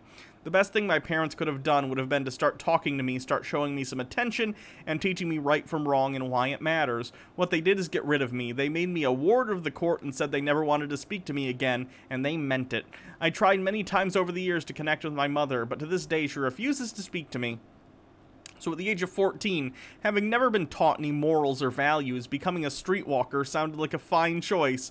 Honestly, I never saw anything wrong with it. I do them a favor and they do me a favor, I would say. right, Not too long after I discovered meth and thought it was great. I don't mean to downplay the severity of her past addiction, but the sentence, I discovered meth and thought it was great, is funny to me. Seems like an understatement, but okay. Thank you to Paul the Potato for following. I would think meth's probably great. A lot of people ruin their lives for it. And that became my lifestyle for years to come. I had my first son at 17. I had no idea who his father was, and it never crossed my mind that he would need one. I got on welfare and joked that I was having babies for the government because they would give me money every time I had another one. I had 3 of them, one after the other, all different fathers. Why not? I continued to bring multiple boyfriends and girlfriends in and out of their lives. I never actually stopped to think about how this could affect my kids. I had a 4-year-long affair with one of the moms in our neighborhood, even though we were both in relationships with men at the time. Mine left me, hers beat her. We would make out in front of our 6 kids and their friends and spend much of our days behind closed doors smoking meth and doing other things while our kids ran around the neighborhood unsupervised. We saw nothing wrong with this. When I compared myself to other moms, I knew, and all the other people who I associated with, I thought I was a great mom and it was a pretty good person. Sorry, I'm going down to see what you guys are saying.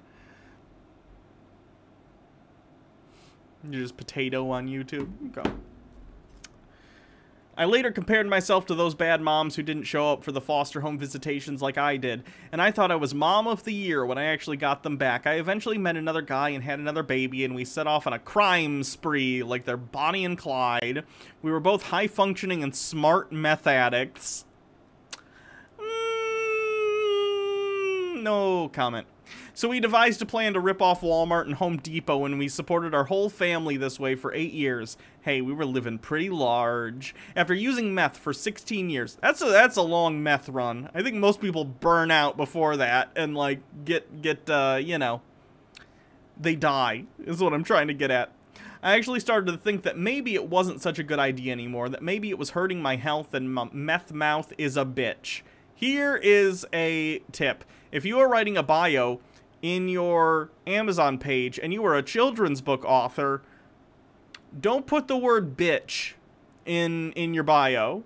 Probably also don't mention on the bio that you're, you know, a previous meth user.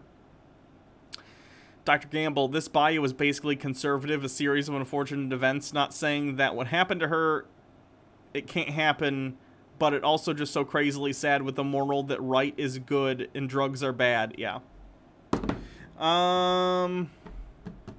So we moved to Texas. Changing my surroundings actually worked for me. I quit. No rehab or anything. I hear I'm a statistical anomaly, but my boyfriend wasn't so lucky. He was in and out of jail and we split. So not knowing how to support my 4 kids on my own and without California's generous welfare system, I went back to what I know. Sex work. And I pretty much traded the meth for alcohol. There's nothing funny about the tools of capitalism. The word bitch is one of your critiques with the bio.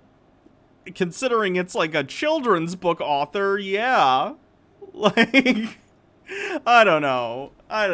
Obviously, for like again, considering the audience that this is for children, but again, it's probably parents who are going to be reading the bio. I just find it to be like,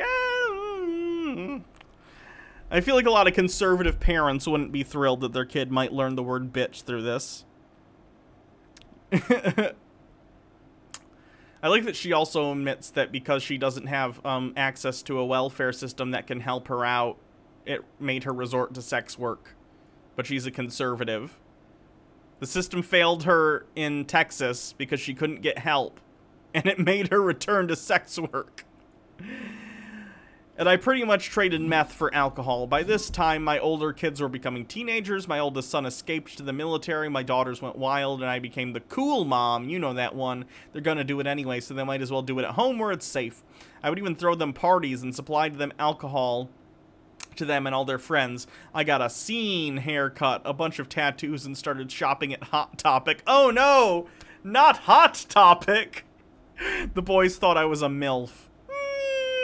You were on meth. I don't know about that. Like, even if you're past, you know, doing the meth, you probably got a little bit of meth mouth going on. I don't know if any MILF has meth mouth. That'd be a good children's book. The MILF with meth mouth. Teach kids about alliteration. They were hooking up doing drugs, kids were coming in and out all hours of the night. I complained about it, but I was weak and they all walked over me. I felt powerless, so I would just try to look the other way. My idea of being a good mom was to buy them whatever they wanted and do everything for them while expecting nothing from them. They were spoiled and ungrateful to the point of being abusive, so I gave them mental disorders to explain their behavior. Even gotten a doctor to prescribe them more drugs. I was a rub and tug girl on a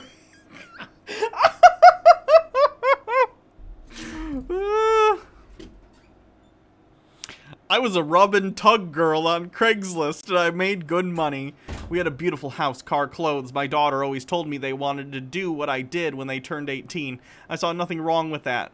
So that's what they did. I even paid for their ads for years to help them out. I was just grateful they were moving out of my house, though each of them would move back in with me from time to time when they would fail and were looking for a sucker. I didn't really deserve that nice house. I knew it, and so did my neighbors. I downsized until I ended up in a trailer park. My oldest... This is like conservative Mad Libs. My oldest daughter had a couple of kids and was expecting me to raise them. My youngest son ended up going to live with his father in Florida, and I ended up meeting another guy. We decided to sell what we had, bought an RV, and literally ran away from my daughters and grandkids. They had both become heroin addicts, and my oldest one lost her kids. She went to jail for human trafficking. I don't mean to laugh. This is all incredibly depressing, but it just keeps getting more and more depressing as it goes on. And it's so messed up. Oh, God. She went to jail for human trafficking for a minor, when she tried to help a streetwalker by moving her into her house and putting an ad for her on Craigslist. That would be, yeah, that would be being a pimp for a minor. Don't do that. Hello, chat. As a cleanse when you're done reading this, I made an emote. Okay, cool. It turned out she was 16-year-old runaway. She will have to register as a sex offender for the rest of her life. Wait a minute, why am I telling you all this? Please, yeah, why? Is there a moral to said story? Well, people tell their walkaway stories. They talk about why they left the Democratic Party and joined the Republican Party. And those are all very true and aren't made up.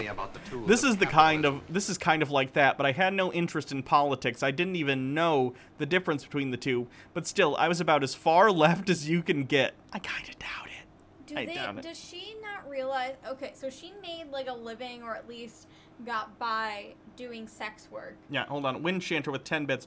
Good thing she found right-wing values after all this happened, otherwise it might be her fault rather than her parents for not raising her right. Like... Yeah, if sex work was, like, legal and safe in that you had, like, regulated brothels or regulated ways of doing that would be safer... She probably would have had a better time if that's, like, a line of work she decided to get into. Yeah, because, like, as a Republican, like, Republicans are normally against, you know, legalization of sex work. Yeah. What are liberal values? Do what feels good and don't let anyone shame you. Am I wrong? Yeah, you're wrong. You're wrong. Like, left-wing values would be like, hey... Everyone deserves to be treated equally, like, for things that are beyond their control, like, people shouldn't be affected by racism or classism or all sorts of ridiculous things, and we should strive to create an environment where people can thrive, and if something bad happens to them, they can get back up on their feet by using something like assistance, right? Like some sort of social safety net. We should provide to people things like healthcare and availability to education. So if you would like to do something other than being a rub and tug girl on Craigslist, you can go to college and get an education. I love you too. She continues. Being a slut is empowering. Sex work is real work. Sex work is real work. You were just in a really, really effed up situation where you had to be, like, part of the dregs of society because society criminalized the activity that you were doing and got you in with a bunch of people who probably got you addicted to methamphetamine. Yeah, I'm not a big fan either. Shout your abortion. There's nothing wrong with being a single mother. We don't need men. Disciplining your kids is child abuse. Anything goes. No one says disciplining your kids is child abuse. Hitting your kids is child abuse.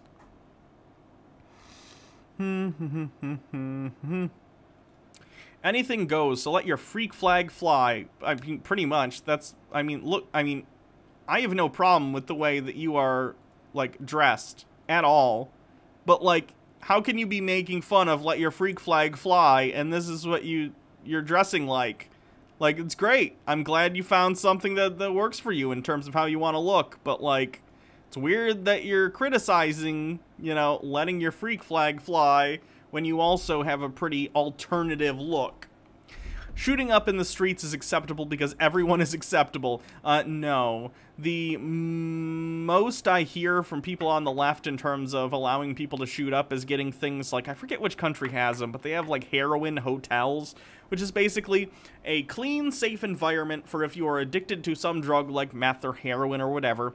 You can come in and they will provide you a dose that will not kill you of a tested drug that definitely isn't going to be like fentanyl or something, and they'll provide you an area to do that. Meanwhile, they will work with you because you have an addiction, which is a health issue, not a legal issue. At least it should be this way.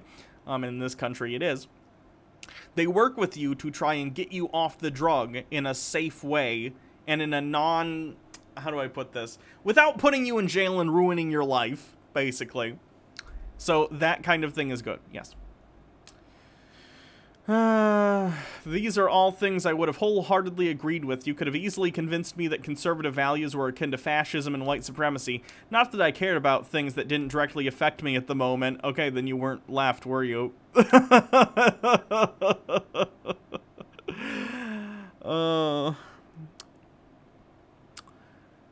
Let me sum this up by saying that because my mother never taught me any values, it affected the 3 generations beneath her and counting. So what has become of us? Well, by the grace of God, it turned out that the guy I ran away with turned out to be a great guy. He didn't drink or smoke, and in time I started to lose interest in those things. And for the first time in my adult life, I could see that I didn't need to be an adult entertainer to make a living, and I didn't need alcohol to get through my day. My oldest daughter found Jesus in jail, and it completely changed her life. My youngest daughter eventually followed our lead. My oldest son came back from the military and became a mechanic. We are all very close. My youngest son still lives with his father in Florida, and the day that Trump won the election, we started paying attention to politics. Oh, Jesus Christ. I guess it wasn't boring anymore. We started to discover what we actually believed in. We adopted conservative ideas and began to implement them in our lives. We were lost, and now we're found. The miracle in our lives was so profound for our family that I felt a calling to teach others that we have learned. I want to help make a difference in the lives of young people before they have a chance to take the path we did. So I hope you buy my books and watch my shows, Adventures in Snortling's Hollow, available on YouTube. 10% of all proceeds will go to a charity that digs wells in areas where people don't have clean water to drink. Most of the rest will go towards fixing my teeth.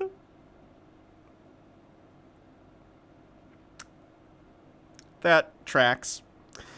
Okay. So, now that we know about the author, let's take a look at one of her books. I doubt we'll read the whole thing, but let's do a little bit of one of the books, and then we will watch one of her videos. Adventures in Snort... Also, it's hilarious, and someone's gonna make this joke, so I gotta point it out. A meth addict named her kids' book series Adventure in Snortling's Hollow. The little creatures, they're called Snortlings. She's a meth addict, or was a meth addict. It's not connected, believe it or not. Upload my emote that I made. Okay. We got an emote I gotta upload. Hold on, let me switch this so you can't see my email.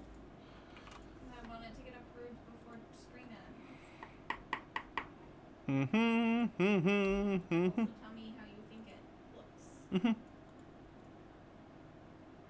You don't think he can snort meth? Tuco snorted meth on, you sent it to the... I don't see it.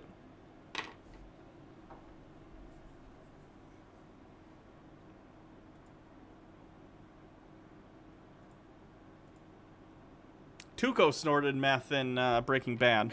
It's not this email, it's the Hannah Reloaded one. This is that one.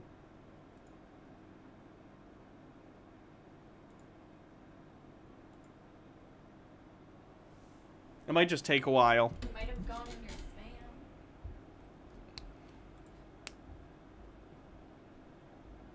I know it took a long time last time. Sorry, everyone. Where is my spam folder? That was how you used to do it? Okay, so yeah. You can snort meth. Yeah, hitting send would help. There it is! Oh, there it is. Okay, cool. Let me just upload this. And then we can get to the book. You like it? Mm-hmm. Okay. Mm-hmm.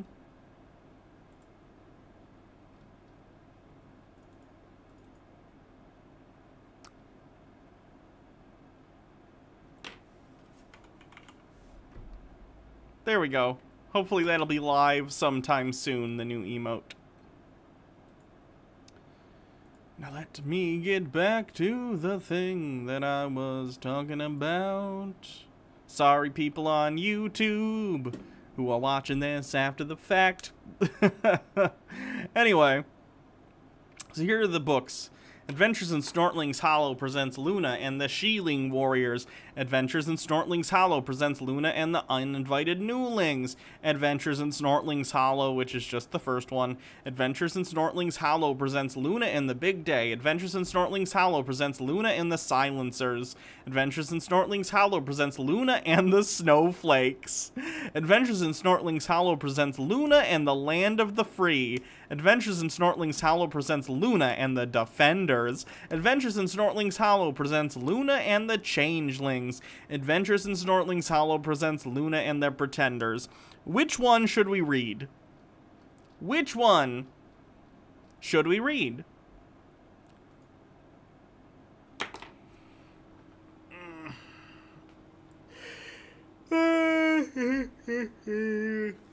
Snowflakes, uninvited guests. Someone says book one. Snowflake, snowflake. Start at the beginning. Start at the beginning. Snowflakes, book one. Snowflake, snowflake. Snowflakes wins, because it's probably going to be about exactly what we think it's going to be about. These all were published, let's see, July 21st. Between July 21st and, let's see, we have August 1st. July and August of this year, these are all uploaded. Let's do the snowflakes. Oh, did I cancel my Kindle Unlimited plan? We might actually not be able to read it. That's a shame.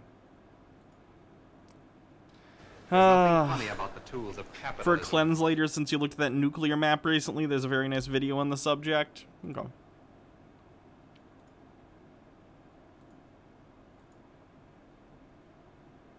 It's interesting that we're in a place where watching a nuclear video is cleansed. Anyway, let's watch one of her videos. So, she does this YouTube channel in conjunction with her children's books, and it's this one is What Makes You So Special? Learn Conservative Values.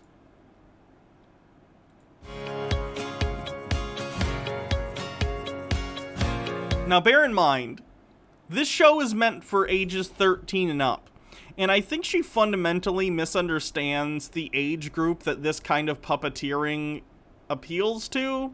Like, the aesthetic of, like, literally just holding a puppet right there and doing bad ventriloquism like she does is more like a 5-year-old thing, like 4, 5, maybe 6, you know what I mean? We're talking like Sesame Street. We're not talking the Muppets or Labyrinth, you know?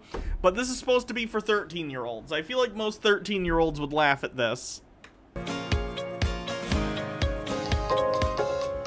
It is not a parody. I know people are gonna say, oh, this has got to be a parody. It's not a parody.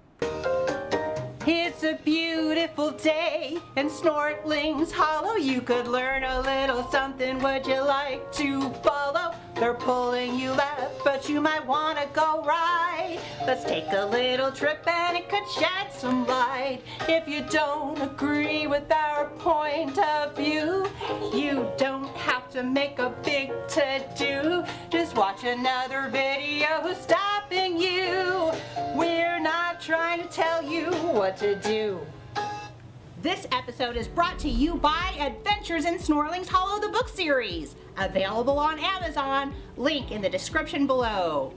Hi there, it's me, Memsy Moon. About the tools of capitalism.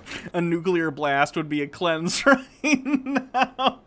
This ain't no dark castle.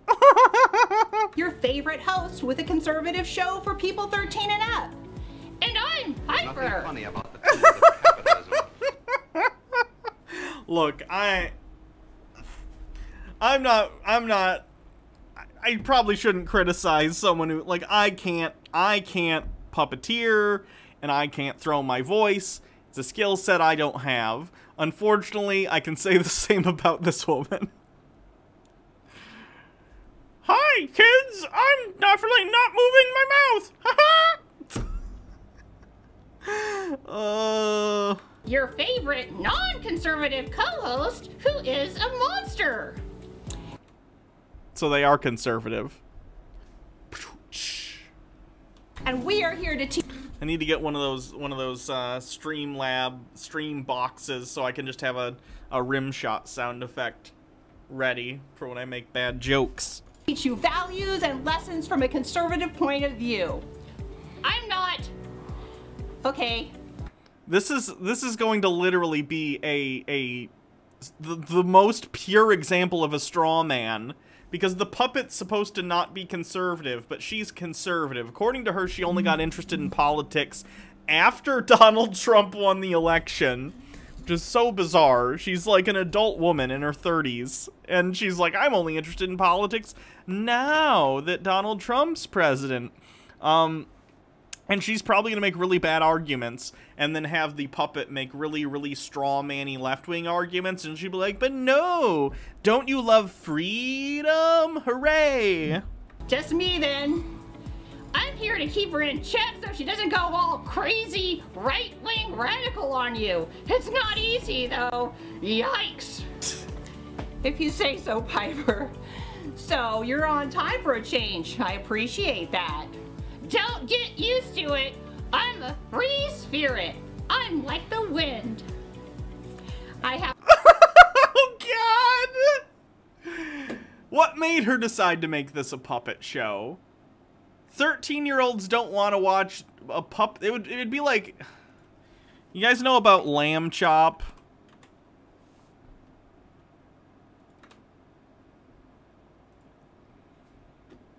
Okay, so... Lamb Chop was like a children's character made by, I'm actually not sure of this woman's name, but I watched, I had some videotapes of Lamb Chop as a kid. Like, it's this kind of thing where she's, like, got a puppet, and it's right there, and it's clear that she's doing the puppet, but, you know, you're a kid, you don't care. And it's, like, doing lessons, and Lamb Chop has different, like, things, and, like... I can put her in this category specifically because she's not Jim Henson, right? Like, she's not Jim Henson at all. Nothing funny about the tools of capitalism. Jim Henson is like... hold on, let me get some of these bit messages. Gim Pig with 50 bits. Free the puppet, and Enlid with 10 bits. It has that song that never ends. It goes on and on, my friends. True. Oh, Sherry Lewis. Yes, Sherry Lewis. So, like, Jim Henson, who made the Muppets and Sesame Street, which are technically Muppets, if you don't know, amazing puppeteer. And the Henson Workshop pioneered a whole new generation of puppeteers that are just amazing at their craft, right? That's why you look at the Muppets and, like, even though you know Kermit the Frog and Gonzo and Fozzie Bear, they're not real people, right? There's a buy-in there that's very, very easy because the puppeteers do such a good job of, like, giving animation to these, you know, pieces of cloth, and it's very cool. Something like Lamb Chop doesn't have that verisimilitude. At no point do you feel like, wow, Lamb Chop's a real character. But it's for little kids, and it's like, oh, learn little lessons with Lamb Chop, and it's fine. But, like, that's for, like, kids, right? Like, little children. Like, 4-year-olds. This is supposed to be for 13-year-olds and up. And she's doing the Lamb Chop thing. And I don't understand why. Does she not understand that 13-year-olds aren't... Like, a 13-year-old could be interested in the Muppets or the movie Labyrinth or Dark Crystal, right? Because those are all really well done. And even adults enjoy those things because, like, the Jim Henson studio is just that impressive. But, like, this lady's doing this for 13-year-olds. They're too old for this. What's up? Gimpy G, not Gimpig. Gimpy G? Okay. Sorry. It looked like that to me. I apologize. Joke's on you, Beelzebub. I've wanted to be dead for years. Free Sprite? Does she think all the left-leaning folks are hippies or something? I think so. Beelzebub, we're not even a minute in and I want to die. The only reason she says 13 and up is because she doesn't want to be accused of indoctrinating children. Oh, possible. That would make sense. Yeah, she mentioned that it's, like, illegal for her to advertise to children. Well, that's not going to fly if YouTube catches wind of this. Like, even if you say at the beginning of your show... And this is, I know this, I've been on YouTube for 8 years, and recently they really cracked down on content for kids, which is something I've never done, so I don't really care. It doesn't affect me. I mean, I care in the sense that it's something that affects a platform that I'm a part of, but it's not something that directly affects me, so it's just not relevant to, like, the kind of content I make. But, like, if you make content, even if you say, this is not for kids, if the content is still implicitly pretty kid-friendly, YouTube will still ding you for that, and they'll be like, no, this is clearly for kids.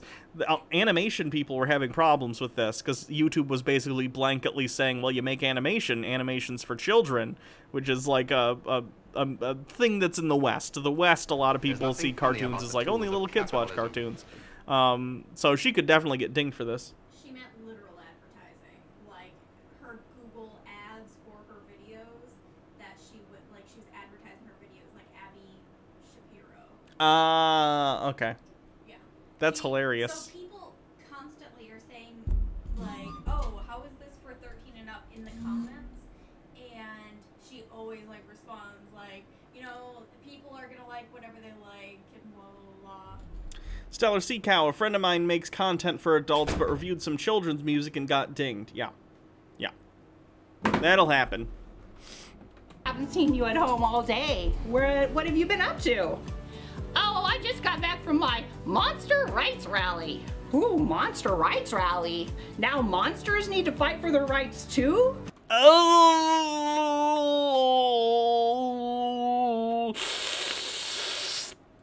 Yeah, I'm a monster and a woman. That's 2 victim groups. That makes me intersectional. There's nothing funny about the tools of Oh, capitalism. Jesus fucking Christ. Dude spanking dudes with 10 bits. I hate how you gotta make sure it's not for kids, but you can't curse either or talk about heavier topics or else no ad revenue. Yeah, YouTube is very, very silly. Oh, so double victim points. No, it means I'm twice as oppressed and have to fight twice as hard. You don't understand because you aren't a monster. So you need to keep your opinions to yourself. Piper, have we met? I mean, if monsters existed and there was, like, evidence that there was systematic racism going on against monsters, coupled with the fact that historically, at least in America, it's in a lot of other places too, but I'm American, so I'll come in here, women have been disadvantaged when compared to men in many aspects of life that aren't things like, you know, cleaning the house and taking care of kids and stuff like that. Yeah, that would be a thing. It's a weird thing to make fun of when it's a real thing that happens, but, you know, Do you? I'm sure... I shouldn't... I'm gonna keep my mouth shut with what I want to say. I'm gonna do it, because I'm gonna be a good person today. Just for today, I'm gonna be a good person. We're not gonna take the low road, okay? Ugh. How likely do you think it is that I'll keep my opinions to myself? Oh yeah, what was I thinking? You have a knack for putting your nose where it doesn't belong. Doesn't belong? Says who? I don't have to be something to have an opinion on something. I have a brain and a voice. Okay, but like, your opinion is going to be less valuable than someone whose opinion is of those who have experienced it, right? Like let's extrapolate this out to the real world. The high road is hard AF to walk sometimes. Yeah, it is. Oh, the vote emote works. You got a new emote, people who subscribe. It's a vote emote, which rhymes. Okay.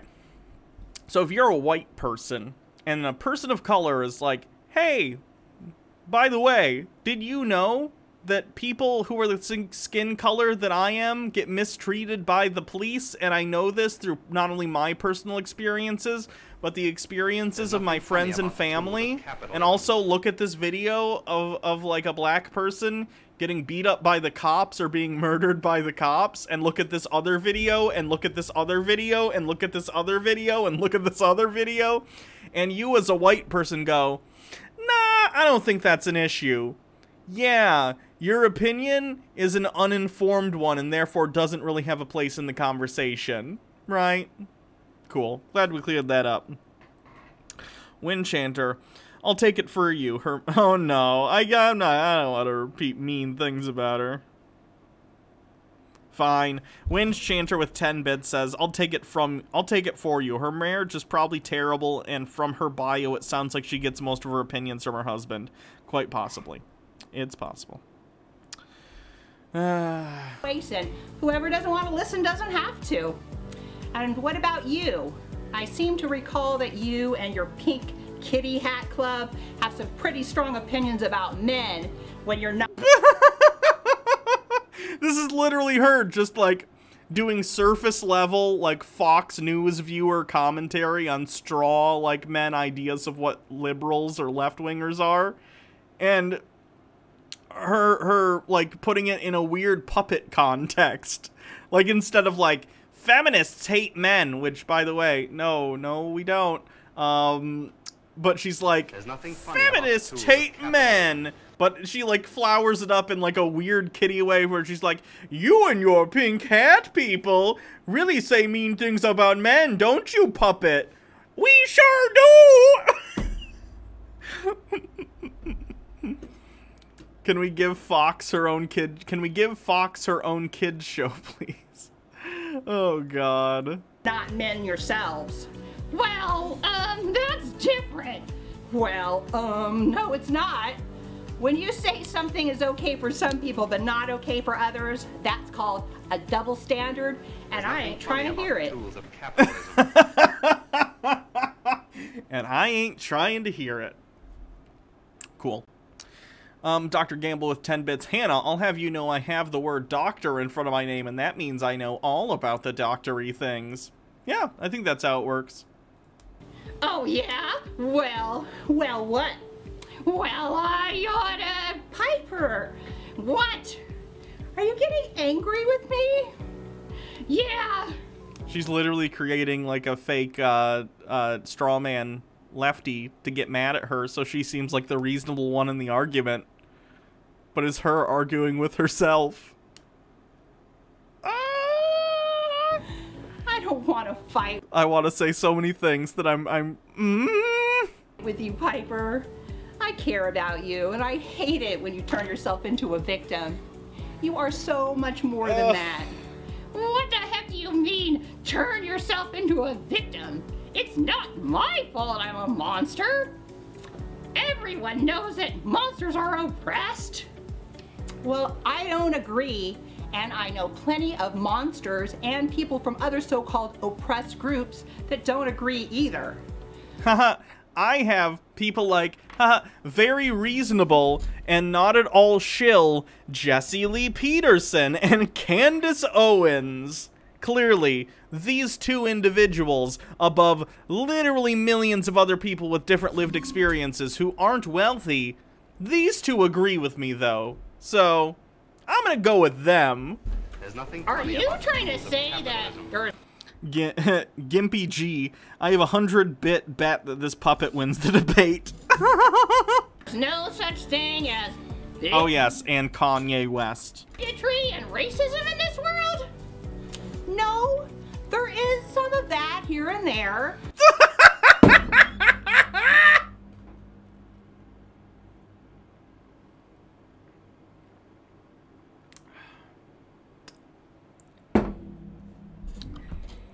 Here and there. Oh boy, oh boy, oh boy, oh boy, oh boy.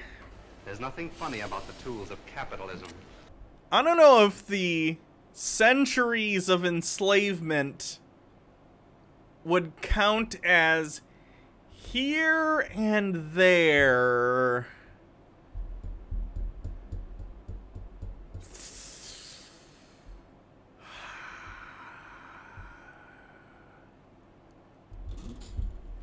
But it certainly does.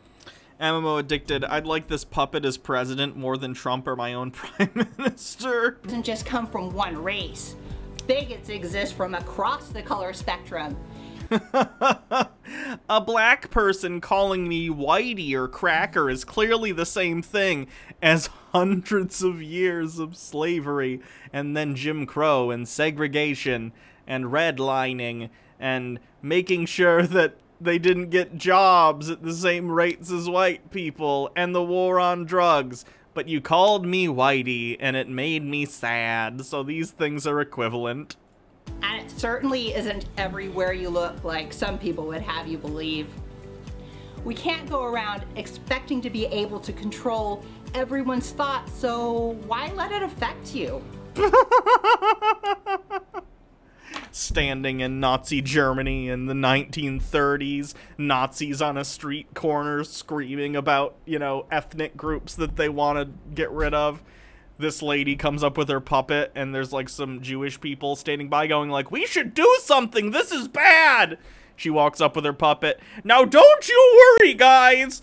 People are gonna think bad things about you, but you can't control them! Don't let it get to you! Don't give away your power. What do you mean, give away my power? Oh my god! Why is she, at this point, why is she even trying to do the ventriloquism? Just do this. Just be like, why am I trying to give away my power? Instead of literally doing that, but with full-on lip movement. Why are they trying? Like, does she know that doing this is not the same as ventriloquism? What do you mean, my power? Didn't you learn anything from my last show on the law of attraction? If any of our friends haven't seen it, it's really good, and I hope. Just ADR the voice? Oh yeah, she could do that. This isn't a live puppet show. She could just add it later. Lame. Hope you check it out. You are whatever you think you are. You give power to whatever you think about. Oh yeah, law of attraction is The Secret, basically. You guys remember The Secret? It's the idea that, like, if you believe something and you, like, go out into the universe and you think, I want a promotion, magically you'll get the promotion, when really it's just a way of reframing your thoughts and being like, well, I'm thinking about wanting a promotion all the time, so that will affect the way I work and increase the likelihood that I have a promotion. Guar Stoneskin with 100 bits. Wait, what about the law of attraction? She thinks that's real? Yeah. Yeah, she does. Guys. Oh, I feel like the professor right now from the D&D game that we play over on Actual Jake's channel, where I want to say something, but, like, Alenia will punch me in the face if I do. So I'm gonna stay silent on this one. Enlid. I'm sure she'd have said the same thing about all those Tea Party protesters if this show was back in 2010, and she probably would have been critical of those militia members that took over a federal building in Oregon, right? Right? Yeah, I'd imagine she's a hypocrite. Whatever you believe, if you're certain. The Secret, you mean that book by the lady who based her life on Field of Dreams? Yes. Why am I trying to be nice? Because the things I want to say could be considered derogatory to anyone who has struggled with addictions to methamphetamine, and I don't want to do that. That's not fair. That racism and injustice lurks around every corner, and people are out to hurt you. You will find evidence for this wherever you look. Nothing funny about the But tools if of you believe that capitalism. things are basically good. Dr. Gamble with 100 bits. I want a magical waifu. Where's my magical waifu? I wished upon 200 stars already. Good and fair and nobody's really out to get you, then that is what you'll see evidence for. Which world would you like to live in? The choice is yours. Yeah. I heard all about this last week. Okay then, Piper, maybe a trip to Snortling's Hollow will help shed a little bit more light on the subject. Snortling's Hollow, huh? Well, I would like to see my cute little avatar again. Oh yeah, I almost forgot that you're a fellow interdimensional traveler now. Well, let's go on over to the lamp. To the lamp! Okay, stare into the lamp and let your Don't ruin cloaks for me. imagination run free. Allow your mind to travel Why are you using a salt lamp for this? to another realm through the awesome power of... Oh, please!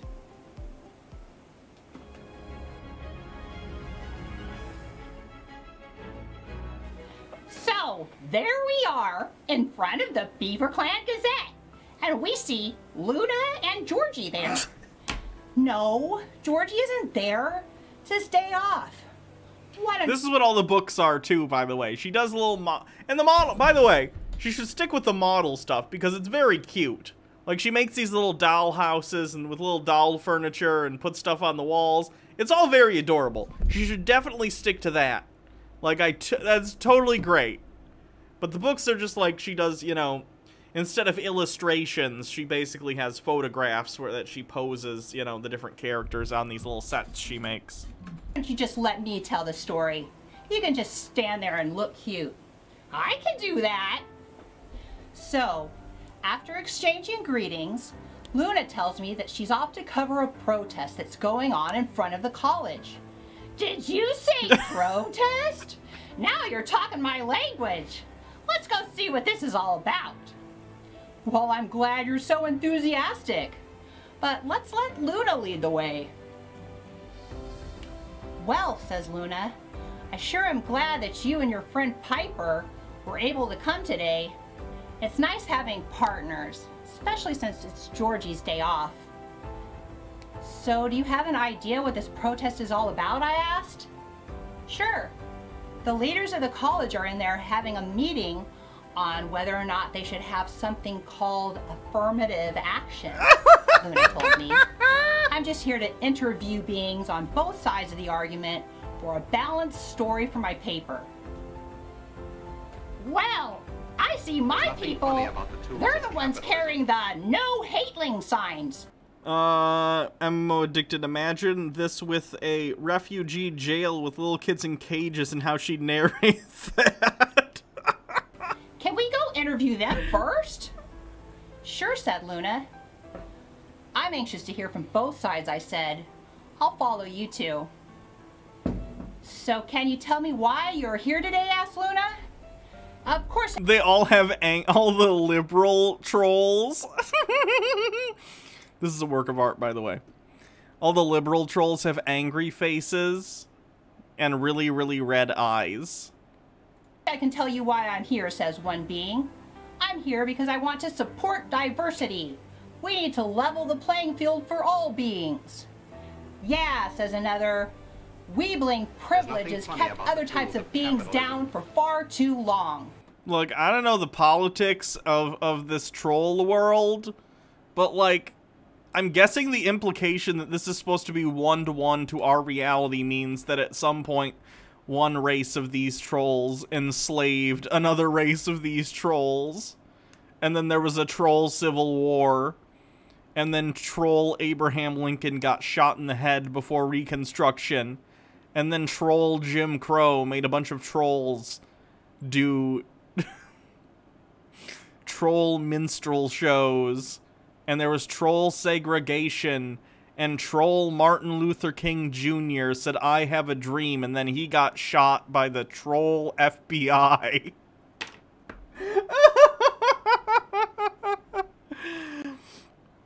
Oh, God, I think I missed a thing. As Compu, the refugee kids don't believe hard enough, obviously. They deserve special privileges so they can catch up. I'm for equality of opportunity, but this sounds like equality of outcome, says Luna. What do you mean? No. No, that's not what affirmative action is. See, in the United States, for a long time, and someone explained this well the other day, and I forget who it was, but I'm going to kind of, like, say what they said, not verbatim, and I don't remember who it is, so I apologize.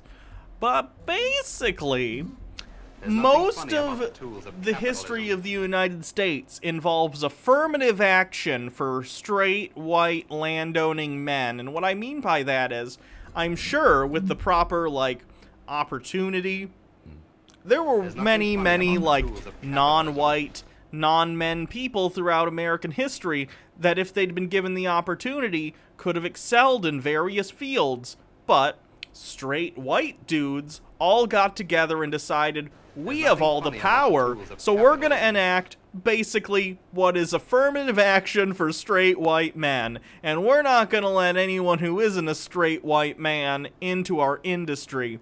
And this was the status quo for hundreds and hundreds of years. Sounds like a shitty reporter. No kidding. Ask Compu with a link. Doon, doon, doon, doon, doon, doon. You just gotta believe. Anyway, so at some point, people started to realize this is bullshit.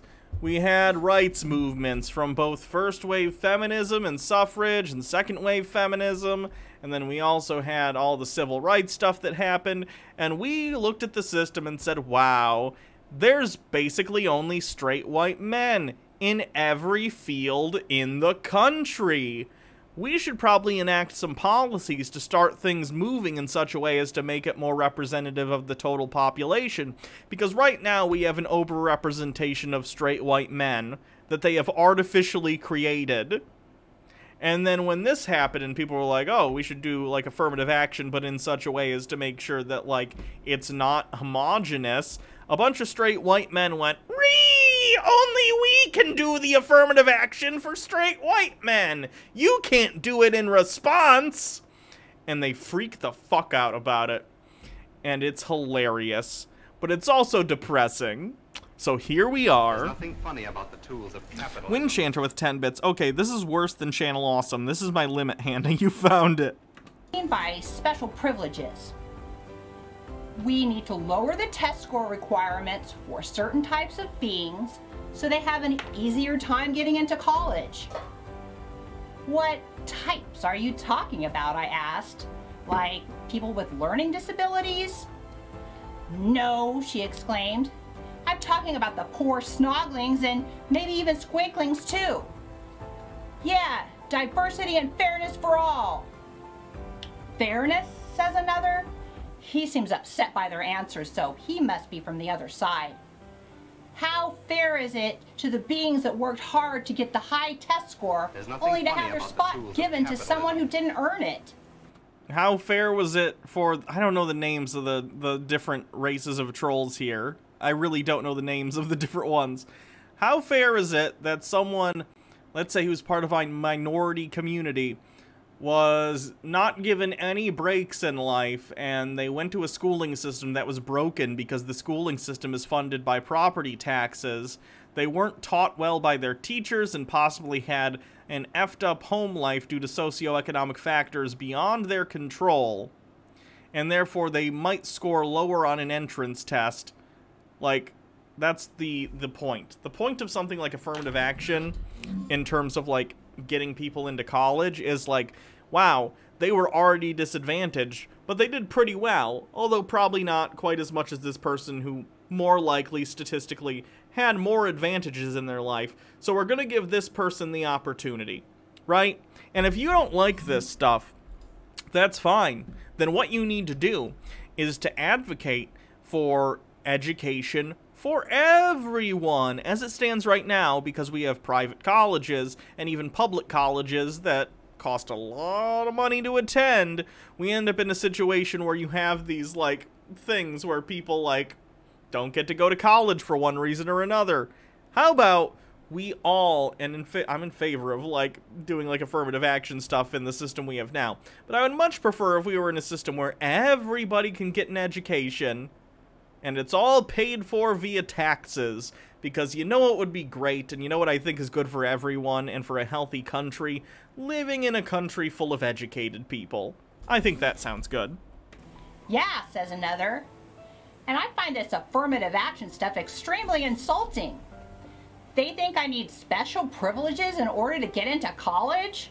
Like I'm not smart enough to do it on my own just because of what I look like on the outside?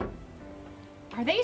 Yes, clearly affirmative action is literally because of the color of someone's skin, and not actually because of the socioeconomic realities that come into play in the United States for people who happen to be of minority races. Saying there's something wrong with me, and everyone will think that I didn't really earn my degree. And what will happen when these... Oh no, this guy's supposed to be the minority. I just put it all... Oh no. Oh no.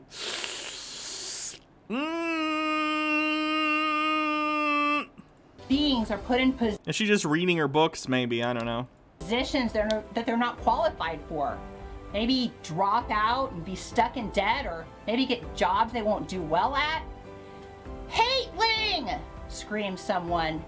You just said that snoglings aren't qualified for college and won't do well at jobs. That's not what I said, he exclaims. Snoglings can do just as well or just as poorly as anyone else. What I'm saying is that it doesn't matter what color or type of being you are, you shouldn't get special privileges because of it. Okay, but that's the problem. That's the problem, though. People do already get special treatment and advantages because of the color of their skin. In America, for instance, if you're a white person, you have advantages that people who aren't white do not have. Like, that's the problem. And affirmative action, if that's what you want to call it in regard to, like, college admissions and stuff, are trying to correct for the advantage that is already present. The idea that we already live in a system that is equitable to everyone is a ridiculous joke. And if you believe it, you live in a fantasy world, and you're probably the kind of person who also believes in, like, The Secret, this law of attraction bullshit. Like, this is not reality. Is this technically blackface? No, I wouldn't consider it that. I'd consider it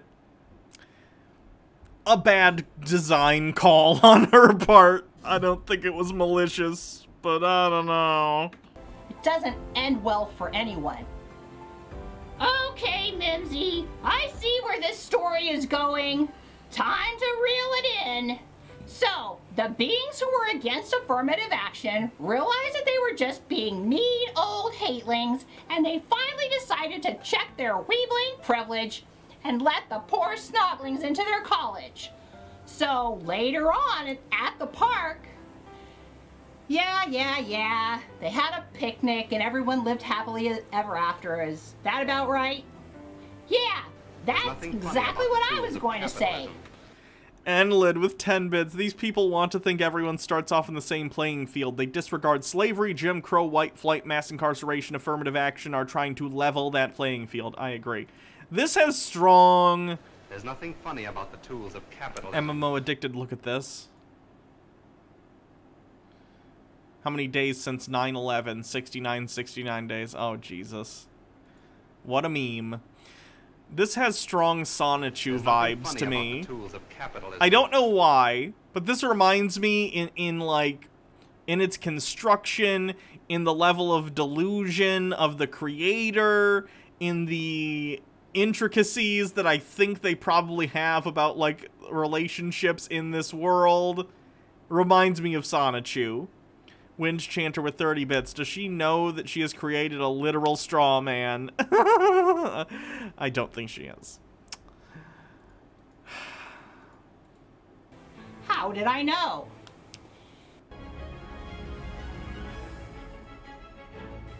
Anyway, will you be sticking around for my rant today? I don't think so. Wait, what do you think the last 10 minutes were? This whole thing has been a rant. You're just a conservative ranting about affirmative action, but with puppets. Dude spanking dudes. By the way, my responses to my mom was not all black people are like that. You just got unlucky. Yeah, she's not great. Stephen J. Neptune, man, you need to watch this woman's rap video. We will. That'll be the last thing we watch of her today. I've had enough right-wing propaganda for one day. Okay, I guess I'll see you later then. You know, Mimsy, you rarely offer to walk me home. It's because I'm a monster, isn't it? That's exactly what I'm talking about. You believe that people are racist against you, so you see it wherever you look. Another person might just assume that I'm merely rude. But monster or not, I would be glad to walk you home. Thank you. If these puppets were sentient, they wouldn't be friends with you because you're apparently a puppet racist. Bye, friends! Alright, where's my little captain? Oh, there you are, Winky. Oh, no! I see you are back from your beach vacation. No! It's time for real talk with Mimsy and Captain Winky. I guess I'll just start by saying that I think it's a bad idea to tell young people that the rest of the world is out to get them because of the color of their skin. That white people are racist and they're keeping them down. That if they want to achieve anything in life, they'll have to work twice as hard and be twice as smart as someone else. To anyone and refuse to have compassion for. Show, you'll love my books. This lady has broken me mentally and physically.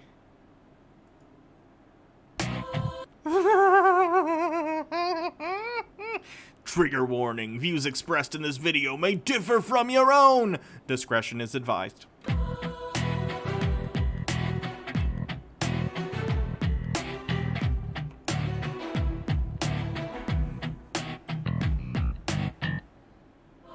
There's riots in the streets, burning stores to the ground. There's looting, violence, screaming, people running around. And what exactly do you think that you are achieving with these slogans, lies, and rhetoric these kids are believing? Abolish the police to bring peace to the hood? Y'all doing more damage than the cops ever could. America is racist, let's defund the police. When everything we built torn down, we'll finally have peace. Most cops are doing their jobs while everyone criticizes. Dr. Gamble with 100 bits. No, my ear holes. You're gonna win stupid prizes. There's a simple fact everyone recognizes. Can we do a cleanse after this? Yeah. Your country is racist. You're not responsible. Succeeding in life is next to impossible. It's no wonder why they're not doing their best. They're dealing, gang banging, resisting arrest. You're teaching the kids that they're heroes are thugs. And the guys to look up to are the ones who deal drugs. Why aren't we succeeding? I can't understand. It couldn't be us. It must be the man. Insert the gif of Jay-Z nodding. You want to know who's stopping you? Take a look in the mirror. A cop is just a guy who wants to go home to his wife, and he did what he's trained to do. And 40% of them want to go home to their wife so they can hit her. Look it up. When he felt a threat to his life. The media selling you lies for political gain. Democrats buying you off, keeping you in mental chains. Just have a conversation. You got something to add? So tell me your solutions. Nah, you just want to be mad. Most cops are doing their jobs while everyone criticizes. When you play stupid games, you're gonna win stupid prizes. There's a simple this is so bad. everyone recognizes. When you play stupid games, you're gonna win stupid prizes. You say that Black Lives Matter, and we all agree. But if you're not shot by a white guy, then it's like you just don't see. Is that her Aubrey daughter Gordon who Taylor trafficked has this a child? with Maybe. Zion in the hood, and no one says their name. You act like nothing's Dr. changed Gamble since says me 1953. right now. We're living in a different world than the one that you choose to see. You say the cops are racist, but you're making false claims. Because white people also win stupid prizes when they play stupid games. This is Boomer AF. No kidding. Jobs while everyone criticizes when you play stupid games. Rapping for Jesus would be a cleanse. At least Rapping for Jesus was a parody. This is a real person. Everyone recognizes when you play stupid games, you're gonna win stupid prizes. There's nothing funny about the tools of capitalism.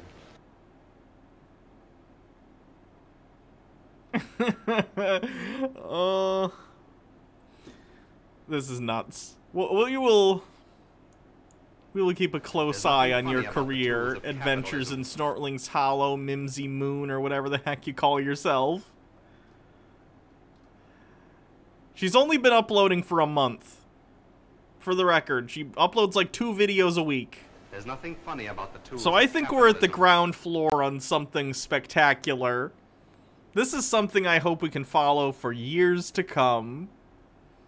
Or she'll fall off the wagon, and the videos will get very entertaining very There's quickly. nothing funny about the tools of capitalism.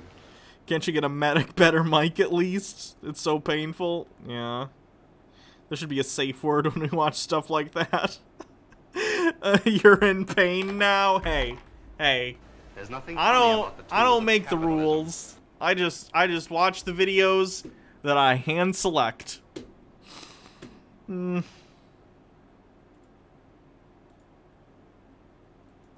Okay.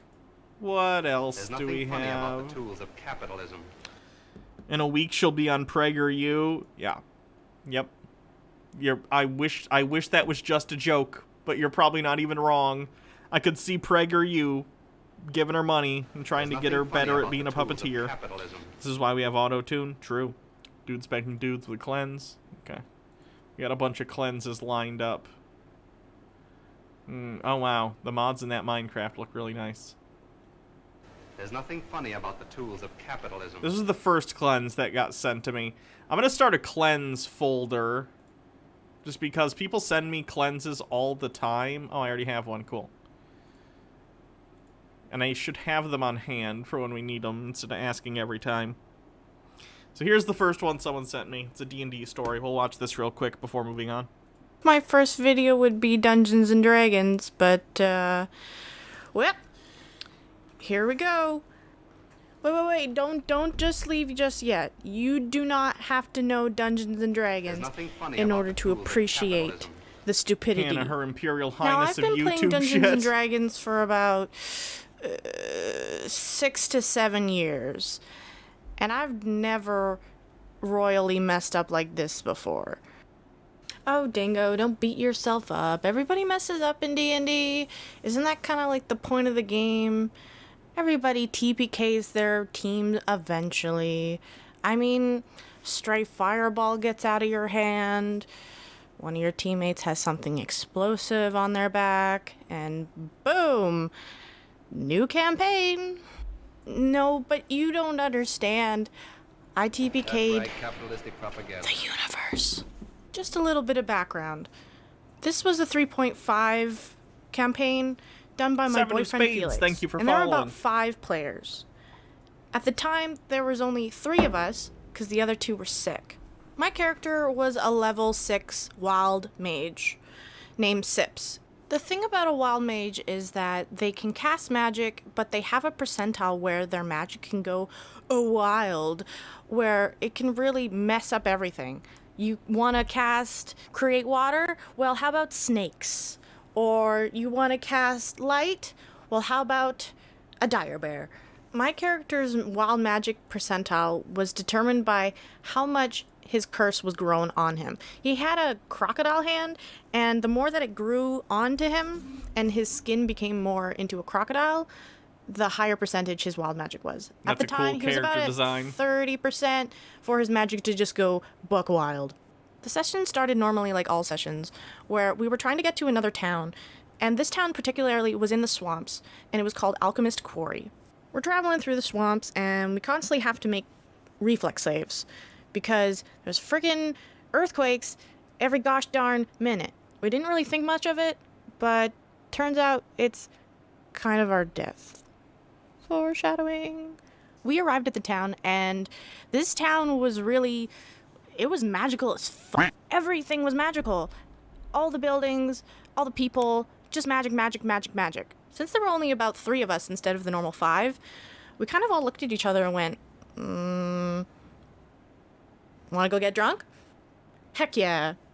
We went for a drink, and, well, my character doesn't really drink. He's never gotten drunk before. So initially when he went to the bar, he kind of hung out and did nothing until one of the players in my group went up to me and said, "Hey, you want to sing karaoke with me?" And Sips was like, I'm gonna have to get really drunk for that. So he rolled and he got a natural 1. So he kind of just looked at the drink and was instantly smashed. Now, I don't know what you think, but I think having a drunk wild mage is not really a great combination. But Sips managed to go up there and actually crush it. He was a great singer, he rolled high, and at the end, he wanted to show off his little bit of magic and cast dancing lights as something like, ta-da! Well, when he did that, Felix rolled for the percentile and got like a 29, like just under the percentile. So as soon as he cast lights, dancing lights, it was wild magic. We all kind of looked at each other and went, what's gonna happen? And so Felix was like, okay, I got this. He looks at the chart next to him and he rolls to see what he has to choose from the chart. So he rolls, and then you kind of see this expression on his face where he goes, ooh. And then everybody kind of like looks at each other and goes, what's up, Felix? With this blank stare into nothingness, he goes, when you cast dancing lights, you feel the energy leave your hand, and then you feel nothing after, as you have now created a 700-foot radius of permanent dead magic. As in, no magic can exist in this space. Ever. We're in a city that is all magic. Everything's magic. The drinks are magic. Food's magic. Your underwear is magic. Everything is magic. And I just created a 700-foot radius, so 1,400 feet across, of permanent dead magic. Sips kind of like stands there, and first of all, he's drunk, so he doesn't really realize what just happened. But the player next to me definitely knows what just happened. Everybody in the bar just starts to freak out. The guards go into a panic. They see what I just did, and they just charge at me, in which the player next to me grabs me and says, "Oh, we gotta go." We run down the alley being chased by these pretty pissed off guards and pretty pissed off civilians. And my character's like, what's everybody so mad about? We see a building that we can climb up and hide from everyone. We get up and we somehow manage to avoid the guards and the angry mob of magic users. Well, prior magic users. And there comes over this false sense of security, that everything's fine. And we're on top of this building, and it's like, oh, thank God we lost them. Probably not a great idea to create a 700-foot radius of permanent dead magic. But you see, that wasn't the problem, because the problem was really when I heard Felix go, "How big was that permanent dead magic zone?" And I kind of like turn to him and say, like 700 feet radius, so 1,400 feet across, and he just has this. There's 16 more parts to this. Jesus horrified Christ. Look on his face. You can just see the numbers floating in front of his head as he's trying to calculate something. He turns and goes through his notes frantically looking for something. And then you just hear a, oh. Was there like a prison no. somewhere that was using magical means to hold something and they turned it off accidentally? Because that's amazing. Oh no. In which the entire group goes, what? What is it? And then we feel a rumble underneath us. The same rumbles we've been feeling all throughout the campaign, these little earthquakes that I was complaining about.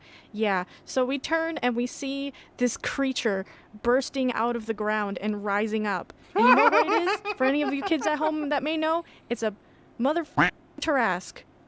And for any of you kids who don't know what a Tarrasque is at home, this thing is 50 feet tall, 70 feet long, and weighs 130 tons. This is the scariest creature.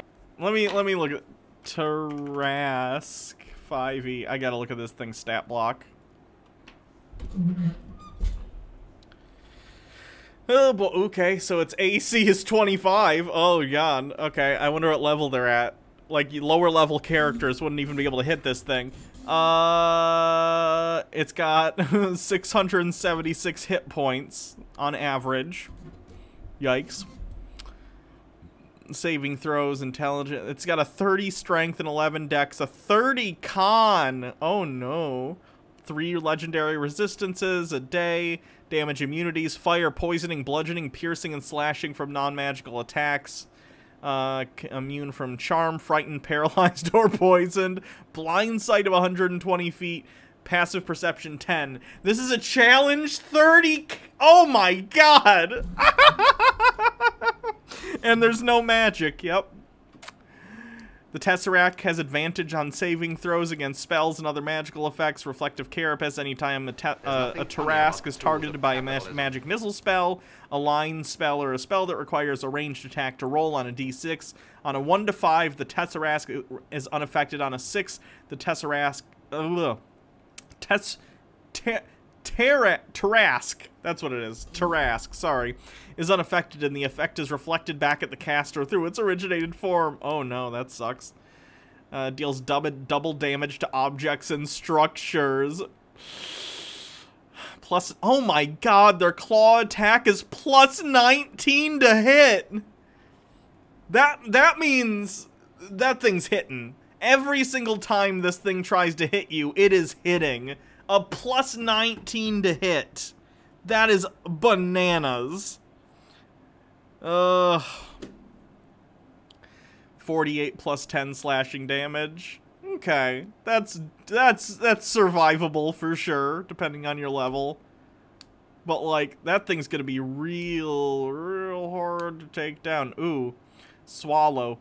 The Tarrasque makes a 1-bite attack against a larger, smaller creature. If it is grappling, if the attack hits, the target takes bite damage. The target is swallowed and the grapple ends. While swallowed, the creature is blinded and restrained. It has a total cover against attacks and other effects outside the Tarrasque, and it takes 16 d6 acid damage at the start of each of the Tarrasque's turns because it's being digested.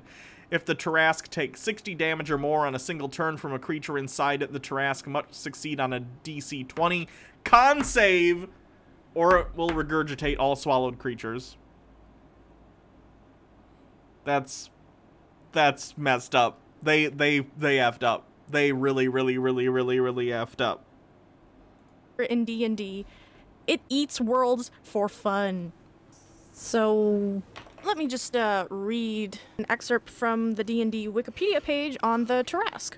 Although no one present has likely ever seen it before, its hulking monstrosity is instantly recognized to anyone who has ever heard the stories of the legendary wrath. There is only one beast that casts its shadow over entire cities, only one creature capable of striking such fear into all who gaze upon it. After all, there is only one Tarrasque. All it does is kill, eat, sleep, and repeat. This thing has 700 health, attacks with plus 46, and moves at 80 feet per turn. Oh, this is even different. This is a different version of D&D or something because it's got different stats. This thing is insane. And did I forget to mention that I'm a level 6? All my party members are a level 6. Okay, so it's 3.5 that they're talking about, not 5e. I'm not familiar with how to read 3.5 stat blocks because I've never played 3.5. Yeah, I don't know how to read that. Sorry. X. How are we supposed to go against a level 20? Dr. Gamble. Just the part with... Oh, this is gonna suck. 20. It's a god. Yeah, because it turns out this village out in the middle of nowhere has a frickin' Tarrasque underneath it that was held by immovable rods of magic. Basically, so when I cast that dead magic zone of 700 feet, it kind of dispelled the rods and released the Tarrasque.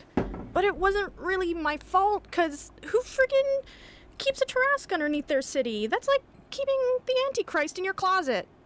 So I drunkenly sang karaoke so bad that I released The Apocalypse. I love D&D. It's so stupid. I love it. Okay. What else do we have? Okay, let's do Tate. Tate is gonna talk about who he thinks Trump caught coronavirus from or something.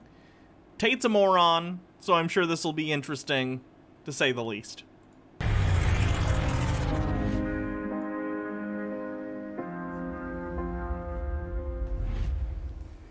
So Trump has COVID. I was sitting having a massage, chilling. Now Trump has COVID, so I have to do a Tate speech. There's nothing funny about the tools. How rude of him to pay someone to come and give him a massage. And for one thing, I think that's a ridiculous thing to do during COVID anyway. But she's wearing a mask, but he doesn't even have the courtesy to wear a mask himself. What an absolute a-hole. Tate the Taint. Hans is beautiful and Tate is disgusting. They're gross in different ways. Hans comes... You forget, and you think Hans is innocent because he just talks about such silly things. But, like, Hans is like a chattel slavery denier. He thinks the slave trade didn't happen, so he's also a monster. Ah! I stepped on a thing. Everyone knows what I think about this COVID thing. If you don't know what I think about this COVID thing, you probably haven't been following me very long, or you haven't been following my Twitter. But on my Twitter account, when COVID first kicked off, I went to Sweden to prove a point. See, everyone's now come along saying, oh, COVID's bullshit. Everyone now is... No, they're not. Idiots on the right are, Tate. Reasonable people don't think that. Saying it's bullshit. But at the beginning, everyone was pussies, except me. I was the guy. Imagine saying this while you're literally paying someone, and clearly they're a reasonable enough person that they're wearing a mask. Boy, it would be nice if Tate, you know, got rain on his wedding day. I wish he would get Alanis Morissette because of the things he said about COVID. Guy, at the start, saying it's bullshit. Never wearing a mask. Never obeying the rules. Never complying. That was me at the start. All you pussies were listening. And that's how we ended up in this situation. It's really testament to the stupidity of humanity that we can live now under threat of a virus that you don't even know if you have it or not unless you take a specialized test. And yeah, that's how a lot of viruses work. And no, you know most of the time because most people aren't asymptomatic. Some people are, but most people aren't. But just because you start getting symptoms, right away you're not necessarily going to know it's COVID. You could maybe, you know, make guesses or whatever, but you probably wouldn't know for sure unless you start having severe respiratory distress, and then you go to a hospital and get tested. Or if you get tested, which if you're already sick, you're probably not going to go out and do that unless you're in some situation where you need to go to the hospital. That's how diagnosing works. Yeah, Tate's an idiot. Most people who have it have no symptoms of. And you can... Where do right-wingers get this idea that most people who have it have no symptoms? Where are they getting this information? You can see it. There's no tangible evidence. You don't see it. There's no one dropping dead in the streets. There are over 210,000 dead people in the United States alone, Tate. Mortality rates are not higher than usual. Everything's totally... Yes, they are. They're much higher than other diseases. That's why it's an issue. Like, again, compared to the flu, it's much deadlier. Just got here, what is Tate saying? Stupid stuff. In society, and people are still scared of this virus. It's amazing. It's really amazing. That no one wakes up and looks around and goes, nobody's sick. Crazy world. So now Trump has corona. Well, obviously I wish the Lord Emperor Trump a speedy recovery. But what's really interesting is this. Trump has corona. It's looking like he's going to recover without any problems. He's basically asymptomatic.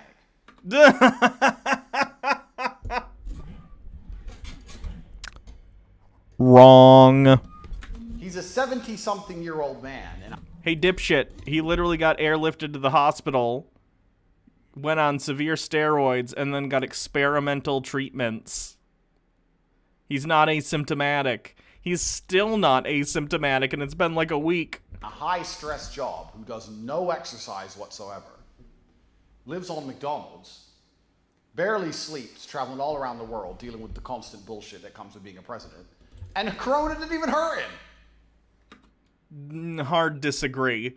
There's one thing I take solace in regard to the Trump thing, and it's before he got on steroids, I think he was in a lot of pain, and I think that's nice. So why is this not proof? Is this not the final indicator that all this lockdown bullshit should end? Donald Trump is the president of the United States. He was airlifted to the hospital and given millions of dollars worth of medical care from a team of doctors whose entire job was to just keep him alive and get him stable. No, Tate, this is not indicative of what your average person needs to concern themselves with. Normal people don't have those privileges. And the reason is just because this has never been about a disease. Anyone who has ever complied with any lockdown regulation, anyone who puts on their mask when they go into a gas station, anyone who... Is he gonna insult the lady giving a massage to her fucking face? Why, he's such a trash person. Who does this shit is the enemy of freedom. If you go, oh, I'll just wear the mask to go and, oh, I'll just put it on. It's bigger than that. Because the people who are telling you to do things... If I got plucked out of time right now by someone from the 29th century and they're like, hello, we would like to understand COVID and capitalism. Please explain. I would show them this video of this dumb fuck who happens to be a millionaire because he got very lucky and because he can kick people in the head. He was a kickboxer. Ranting to a camera about how you shouldn't worry about coronavirus and that it's not a big deal and if you wear a mask, you're a pussy. Meanwhile, paying a person who's probably living paycheck to paycheck, wearing a mask, giving him a massage. I literally couldn't make up a metaphor that is more perfect than what Tate has put on display here. And I think it's kind of beautiful in the way that a derailing train, and the second that it jumps the tracks, right before it crashes, it's like, ooh, that's pretty to look at. And then, disaster. No, it's not for a virus, it's for control. They want to control you, and you're complying. And you're complying know that the virus isn't real. You're complying knowing you have nothing to be afraid of. Hey, Tate. You just talked about how Donald Trump had the virus, so which is it? You think it's real or you think it's not real? Besides the rules themselves. So they can make up any bullshit reason to give you a rule and you're going to listen. And the people who are at the top making the rules aren't listening to the rules. This is why I never wear a mask. I've refused to wear a mask at every point. I was recently in Germany. I was in Germany last week. And they were like, oh, excuse me, sir. I was in a 5-star hotel. Excuse me, sir, would you like a mask? No, I wouldn't like a mask, thanks. But you need to wear one. No, I don't need to wear one, thank you. I just kept walking. What are they going to do? Call the police? They ain't going to do nothing. Depending on the country, depending on where you are, they could. Yeah, I don't know what Germany's lockdown laws and stuff were. But what happens when they come up to you? Excuse me, would you like a mask? Oh, sorry. Yeah, that doesn't happen to me because I'm a responsible adult and I already have a mask, so... You're all complicit. Pathetic people. If people were like me, if everyone's like, no, I don't wear a mask. No, I don't wear one. Why? Because I don't want to. Thanks. If someone asked me, and again, I'll go back to the imaginary situation of someone from, like, the 29th century being like, hey, random streamer that we somehow have resurrected from the dead or brought to the future. We like your memes. What do you think the biggest problem of the 21st century was so far? Obviously. Lack of empathy. An abundance of people who are psychopaths with no empathy for those around them. And narcissists. All these things. This isn't all the things I cover. From Chud Watch to Sovereign Citizens to Karens to Conspiracy Theorist.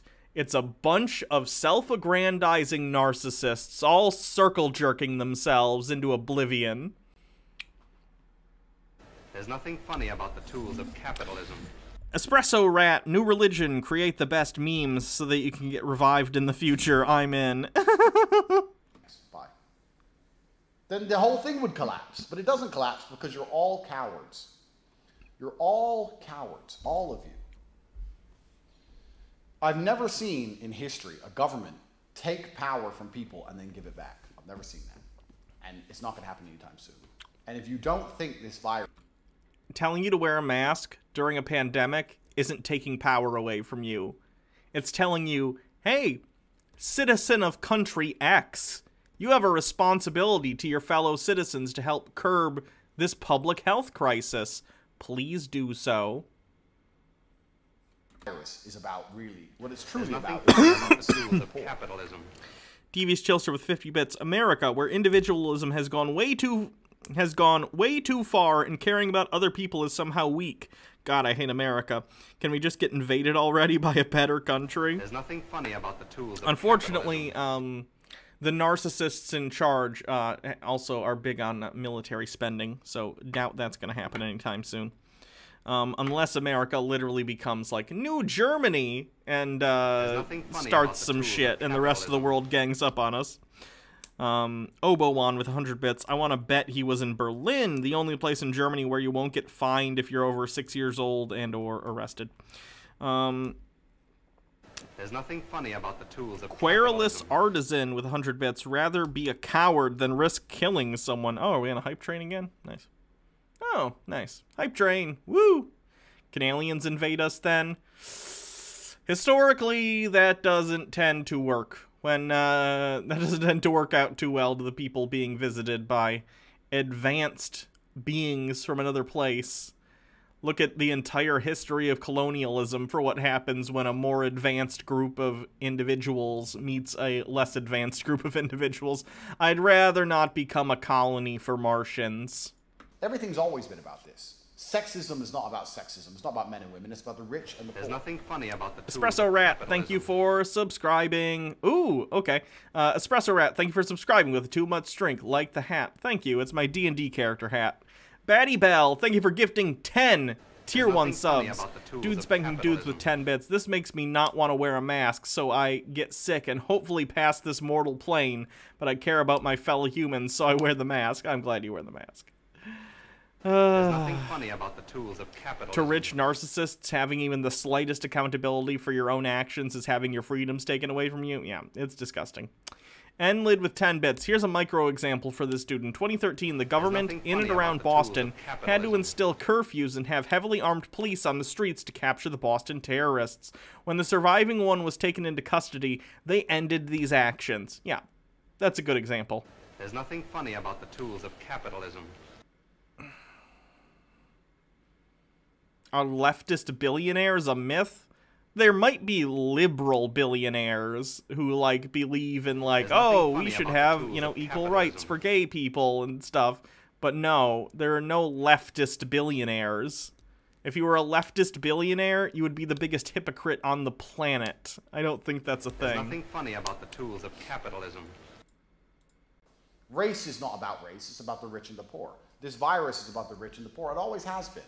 I said this to a feminist. She's like, oh yeah, but women are exploited. I said, no. There's nothing funny about the tools of capitalism. Rich women are exploited. Tate being accidentally based about class issues. Interesting. There's nothing funny about poor the men tools are of capitalism. Poor men are in the coal mines, and poor women are prostitutes because they're poor. And rich men and rich women are not doing those things. It's about rich and poor. Same with race. You think when a white billionaire meets a black billionaire, he goes, oh, I don't like black people. Of course not. Says the rich man. Guy's a billionaire. He's not wrong, though. Yeah, a lot of the problems that come with social issues are often tied to natural consequences. Not even natural consequences, just consequences. And being wealthy insulates you from all consequences. Therefore, if you are rich and you are a woman, or you are rich and you're a minority, you're going to have an easier time and face fewer consequences for the social ills in the United States than someone who is of working class or a wage slave, right? There's nothing funny about the Like, tools if of you're capitalism. rich and you're gay, you're probably not going to deal with as much homophobia, at least not in the ways that matter, right? Because when we're talking about issues like systematic racism, and we're talking about people being mistreated because they're gay or trans or whatever, these are issues that don't affect you if you're rich. Look at someone like Caitlyn Jenner, who's a trans woman, but she's also wealthy. She doesn't have to worry about not getting hired for a job because she's trans. She doesn't have to worry about expense of transition. She doesn't have to worry about, oh God, I'm losing my train of thought. Gotta get on track. Doesn't have to worry about health insurance in any way, shape, or form. And so she ended up, you know, advocating for Trump in 2016, right? Something no reasonable trans individual would do if they weren't in this bubble of affluence. If you are wealthy, you are insulated from consequences, period. So yeah, Tate's not wrong in that sense, but I don't think he gets the right message out of it. I think he thinks this is a good thing, when it's really indicative of great social injustice caused by the classes, the de facto class system we have in this country. It's always been about rich and poor. I flew private a few weeks ago. When I flew private, no one asked me to wear a mask. My pilot wasn't wearing a mask. At the private airport, there was no masks. I filled in no corona paperwork when I landed. No masks when I landed at Biggin Hill. So when you fly private and you spend big money, there's no masks, no corona, no paperwork. You fly commercial. Tate is accidentally giving us tons and tons of reasons to eat him first, if the push came to shove. You know what I'm saying? You gotta fill in paper. You could almost... Let's imagine there was a situation where class consciousness got to the point in this country where we made systematic, fundamental change that caused people like Tate to no longer be able to have the power and exclusivity that they have today.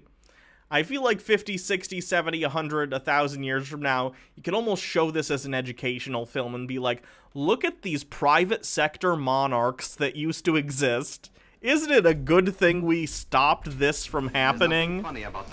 Marcus Drake with 100 bits. Charles Feeney, maybe the only leftist billionaire, gave away his entire $8 billion and is now apparently broke. Well, there you go. That's what happens if you're a leftist and become a billionaire. You're no longer a billionaire. MMO addicted with 10 bits. I mean, he has plenty of nice, healthy meat on him and a bit rough due to the muscles, but still slow cook him in a smoker. Fill in your track and trace app to get to the UK. Wear your mask on the plane. Do you not see? Can you not see that the elites are not listening to these rules they're giving to you? Do I consider myself a Marxist? No, I don't. The people you see complying are the reason this system is not completely destroyed. It's propagated by the fear of losers. By people who are too cowardly to sit and say, no, I do not believe I need a mask, so I will not wear one. I'd rather have corona, because I don't think I'm going to hide from a virus for the rest of my human life. If it exists, I'm going to get it eventually. So not necessarily. If you follow protocols, social distance, and wear masks, you could hold out until there's a vaccine. Fuck it. Anyone who's smart enough to do that is going to prevent the Ponzi scheme. This is a Ponzi scheme. The more fear they send out and the more people comply, the more people just wear their masks. The worse the whole thing gets. Probably. That's probably a good I place have got to such a problem with mask pin wearers. me. It's not such a small little issue. It's like, oh, well, I just wear a mask. Well, then you're just a bitch. You're just a bitch, and you're the kind of person that allows societies to be controlled en masse without reasoning. And you're not the reason is a deadly virus that has killed over 200,000 people in the States. I say in the States because Tate's audience are mostly American or sometimes UK men. The kind of person I like. So anyway, sorry, I'm ranting. Let's go back. Trump has corona. My prediction is as follows. Trump's going to be fine in 3 to 4 days. Now, what I want to see is if Trump comes out in 3 to 4 days, what would really piss the liberals off is if when he returns, like Jesus after 3 days of rest, when he is born again, when he goes back into the Oval Office, I really genuinely hope he says, that wasn't so bad, let's open up everything. That'd be gangster. Can we not put Trump's face over one of my favorite childhood films? That'd be great.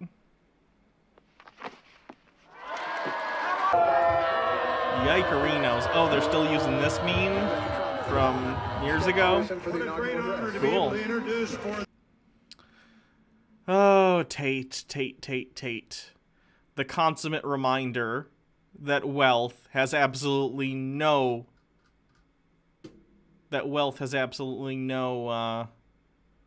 bearing on how intelligent you are. You and Donald Trump. Real good examples. So that's the end of Tate's thing for the day. Do I want to do Tim Pool? Is that in the title? Sargon, Conservative Puppet Show, Politics and Borat? No, we got to do the Politics and Borat. Okay, so, No BS. Ironic name, considering he spouts nothing but nonsense. Has a video entitled, Borat sequel is set to bash Trump Pence ahead of the 2020 election, and then there's a yawning emote. No BS. Did you see the first Borat movie? Like, its entire shtick was making fun of, like, Republicans and dumb middle Americans. Like, there's one scene where they meet with a group of feminists, but they aren't really making fun of the feminists. They're just doing a funny situation where the idiot Borat, who's backward and stupid, doesn't understand feminism, right? The entire first movie is mostly bashing dumb people, and it even has plenty of jabs directly at right-wingers and George W. Bush. Do you not remember the famous scene where he's at the rodeo and he says, like, may George W. Bush drink the blood of every man, woman, and child of Iraq? And they all cheer. That's a criticism of George Bush. No BS. I don't know if you've seen the movie. We support your war of terror. Yeah, Borat's a good movie. Anyway, for those who don't know, a Borat sequel is coming out. It's gonna come out in a couple weeks on Amazon Prime. It looks funny. Sacha Baron Cohen's a funny guy. I'm sure it'll be entertaining. And probably have some very interesting, like, Borat-style interviews. They don't understand Borat like they don't understand The Matrix. Yeah. So let's see what No BS has to say about the fact that Borat is going to literally be doing what Borat did, you know, years ago when the first one came out. Hello and welcome back to No BS. It's so embarrassing. Today we're talking about a 2006 film that is getting a delayed sequel that's coming out right before this U.S. election. We're of course in the middle of election season here. We're only 1 month away to vote for the new president of the United States, which could be the incumbent. It could be the old president Donald Trump winning re-election, or it very well could be Joseph Biden, the old man, the old guy who could barely get his diapers on to go to debates and go out. Joe Biden and Donald Trump are like the same age. Joe Biden, age 77, and I think Donald Trump's 74. They're only like 3 years difference, and Donald Trump is much less healthy. So, just seems weird to me when people... It's fine to say both of them are too old. I agree with that, in fact. I feel like we live in a friggin' geriocracy where everyone in Congress, except for like 2 or 3 people, are really, really old and are out of touch. And both presidential candidates are old and out of touch. I agree. But to criticize one for that and not the other just makes you look like a partisan hack, right? They're both way too old. We can all agree on that. But if you single out Joe Biden, you just look like an idiot.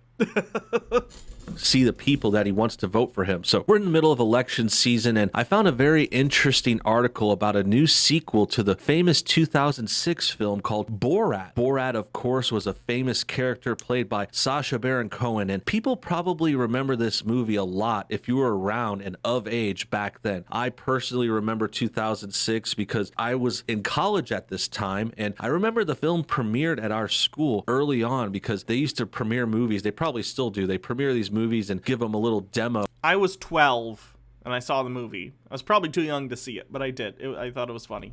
Watched it recently with Baha because she'd never seen it and I wanted to watch it before the sequel comes out. I still think it more or less holds up. I still think it's a pretty funny movie. at colleges to see if people like them before they're initially released to the public at large. And that happened with Borat when I was in the university, and it also was a cultural phenomenon. You can't overstate how big. That's true. If anyone doesn't remember, oh my god, I was even I was like in middle school or whatever I was at the time, and oh my god, the people being like, my wife, like, and doing a Borat voice like it's a joke in and of itself. That was exhausting. Lots of Borats that Halloween too, mostly adults, but. Big of a deal Borat was. It's kind of actually old school now, and I know the quotes can kind of seem very dated. You nice. Say something like, all right, very nice, very nice. Basically, Borat is this kind of foreign character, this kind of like Eastern European, maybe like Middle Eastern kind of character. He's kind of like nondescript nationality. It's not nondescript. He's supposed to be from Kazakhstan. Logarth with 10 bits. The Taliban endorsed Trump for president. Yeah, that's a good endorsement. He's got the trifecta: the Proud Boys, the KKK, and the Taliban. It's the golden triangle of dumb fuck people on the right. And essentially, it's used by this comic to make fun of stuff, and also it gets political a little bit, like not. What? Ah! What do you want?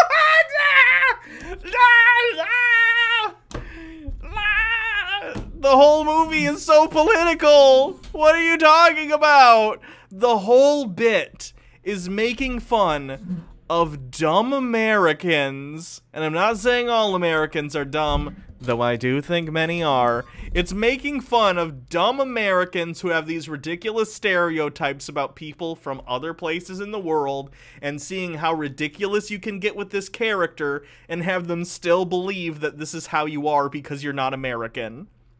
The entire thing is political, and if you don't see that, you are a moron. There's nothing funny about the tools of capitalism. Scratch that bit. Most of Cohen's career is political, right? Like, everything he does is political.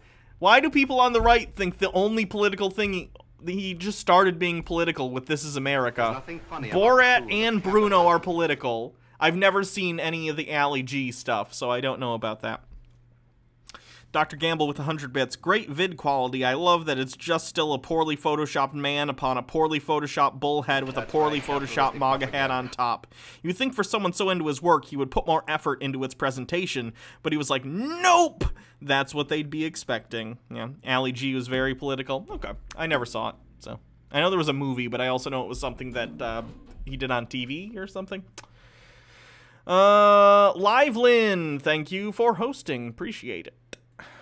Too much, but it's kind of about like international affairs. It's about other countries. It's about like the differences between them and us. And it was just a really famous. Not really. It's not supposed to be a commentary. Oh God, does he really not get Borat? Do right-wingers watch Borat and go, ah ha ha ha, Eastern Europeans, so stupid? No, you're the exact kind of person the movie is making fun of. They make a caricature of what dumb people think some former Soviet bloc country might be, and then they present it to people as if it's real and see if they think that's true. You're not supposed to see the movie and go, ha ha ha ha ha, Europeans, you're so crazy. You're supposed to see it and go, oh, this is like a terrible stereotype some dumb conservative has about Eastern Europeans, and then you put that in real life and comedy ensues. Like, you're not supposed to see the movie and be like, ha ha ha, Europeans, so crazy. No. Nope. The point. Your head. Comedy from 2006. Like I said, those quotes are like pretty overdone at this point. They were like the biggest thing ever when this movie came out. It was like super huge. So I wanted to stress that in this intro and then talk about the sequel some more, because the sequel is sounding like it's going to be disappointing, and it seems like the creator has kind of. Ali G had Kent Hovind on. You can link. I don't think I'll watch it though, because I'll probably get dinged on YouTube for copyright. Jump the shark. It says Borat sequel with Pence name and title to be released before 2020 election by Amazon. So yeah, it's called, let me see what it's called. The premise, if you haven't seen the trailer, is Borat, after Borat comes back to Kazakhstan after... Oh, God, it's weird how much he's aged. After Borat goes back to Kazakhstan after the first Borat movie, he's disgraced because it makes Kazakhstan look bad. So now it's like 15, however many years later at this point, 14, 15 years, and he wants to go back to America to prove that he can, like, be good or something. And he also brings his daughter, who is, I don't know who's playing her, but Borat has a daughter, and he brings her to give as a bride to Mike Pence. He wants to give Mike Pence his daughter as a bride, and that's the premise of the movie, as much as it's just, a framing device to link the different bits. Did Borat marry his sister in the movie? At the end of the original Borat, he marries a woman from America, a prostitute he met while in America. I don't know if that'll come up in the sequel. It's called Borat, subsequent movie film, delivery of prestigious bride to American regime for make benefit once glorious nation of Kazakhstan, also known as Borat 2. I think it looks funny. It'll probably be funny. So there's a lot of red flags here. First of all, it's specifically going after Mike Pence, which indirectly is going after President Trump. And I don't know how indirectly it is. Did you see the trailer? Borat literally dresses up as Trump. It looks funny. Republicans. Now, that's something I don't remember from the original Borat. I might have to refresh myself. Yeah, maybe go watch the movie before you talk about this and sound like an idiot. Why does No BS not do the minimum amount of research? You wouldn't even have to go watch the whole movie. Just to go watch the trailer for the original Borat, and they should have some of that stuff in the trailer. Ugh, it's so frustrating that he's like, I haven't seen this movie in 15 years, but I definitely didn't notice any political underpinnings when I watched it, so I guess I should just do this review without even, or this video talking about the sequel and how it's all political, without even glancing at the first Borat's Wikipedia page. 5 seconds. Do 5 seconds of research. I'm sure they might have mentioned George Bush or the administration at the time, but... Yes, multiple times. And they talk about, they basically imply, war crimes. This already seems like it's getting way more political and way more woke. That one's... You're putting politics in my Borat movie? I will not have this. I just want to laugh at someone who's different than me, not be confronted with what a bad person I might be. Surprised me either, since the actor Sacha Baron Cohen has been known to have some bad quotes recently. He's been bashing Trump and getting totally woke like the rest of Hollywood, so that's already a bad sign. Uh-oh, someone thinks Orange Man bad. I better start saying someone's indoctrinated while I wave this American flag. And then there's the timing of this. The timing, it's coming out right before the 2020 election. Yeah, that'd be why. It's timely. They want to get it out before the election because it's, like, relevant to what's happening right now. They mention COVID in the movie, so you want to get that out soon while it's still timely. I mean, that's cool. That's soon. You can see why they want to capitalize on the current event. But it really, to me, seems like they're trying to sway the election. They're trying to... King Daddy Trump. He's such a powerful man that Borat 2 can sway the election. I can't. I can't with these people. I cannot. I cannot. Chud Watch is canceled permanently. Trump would have won that second election if it weren't for Borat 2. Fun. Enlid. So did Dinesh D'Souza with his dumb documentaries. Where were your videos then? No BS. Get in there and be political and kind of like make Pence and Trump look stupid so that people won't... Hey, no BS. I hate to break it to you, but to someone who isn't like a far-right person who only watches Fox News or Onan or any of those stupid places, Trump already looks like an idiot. You really don't have to do anything to be like, wait a minute, I thought Trump was a reasonable, intelligent individual until I saw Borat 2. No. Nope. Most people realize Trump is an idiot. Hate to break it to you. Vote for them, that kind of thing. It seems politically motivated, which isn't a good sign for comedy. It's not a good sign for the Borat series. Like, this was a very funny series that, again, wasn't... There was one movie. Why are you acting like it's this long-running... Like, there's one. We didn't ever expect a sequel. Now there's the second one. And they're both talking about politics of the day in which they were made. That political before. It definitely referenced stuff. It definitely goofed on Bush and I'm sure other politicians. But the fact that it's coming out like this right before the election too is a very interesting thing. And then on top of that, it's being released by Amazon, which is owned by Jeff Bezos, of course. He owns the Washington Post too. Sacha Baron Cohen made the movie because the Borat movies are cheap to make, as you might imagine. You know, he just takes a camera crew somewhere and pretends he's filming a documentary. It's basically hinging on his performance as Borat and the humor that he can elicit by interacting with people. And then Amazon bought the rights. I don't think Amazon went to Cohen and said, hey, can you make another Borat movie? I think he wanted to make a Borat movie, and then he shopped it around. Like, he recently, in the last couple of years or whenever, did that show on, I think it was Showtime or maybe it was Stars, called, like, This is America or something like that. I'm not exactly sure. I haven't seen it. I've heard it's good, but I just thought it would stress me out. I can't deal with it.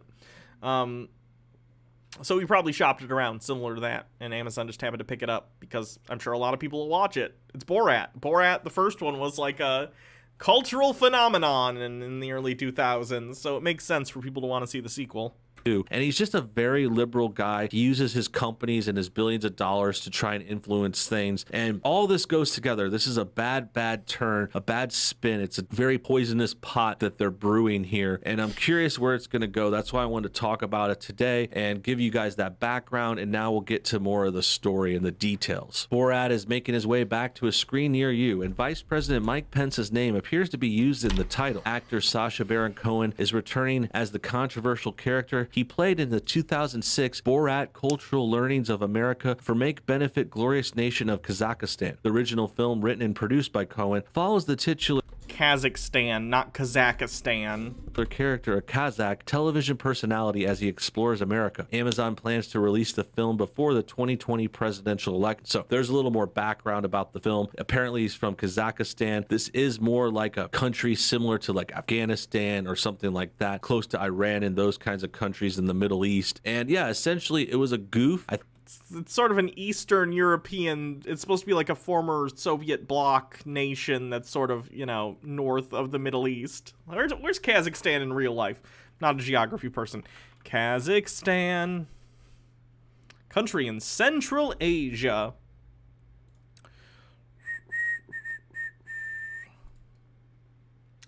Kazakhstan. Yeah, Kazakhstan. It's supposed to be like right here under Russia.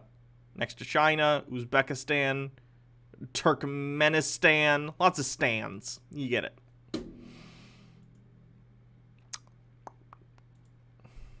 I think the skit actually came from his show. Sacha Baron Cohen had an Ali G show that had a couple other characters on it. He's a character actor. Very funny. I appreciate his acting. I used to enjoy these movies too, but as I said, he's been getting increasingly woke. It's super hard to watch. And I like that this is just a revelation that No BS didn't understand any of the previous movies that Sacha Baron Cohen has made, and he doesn't realize it.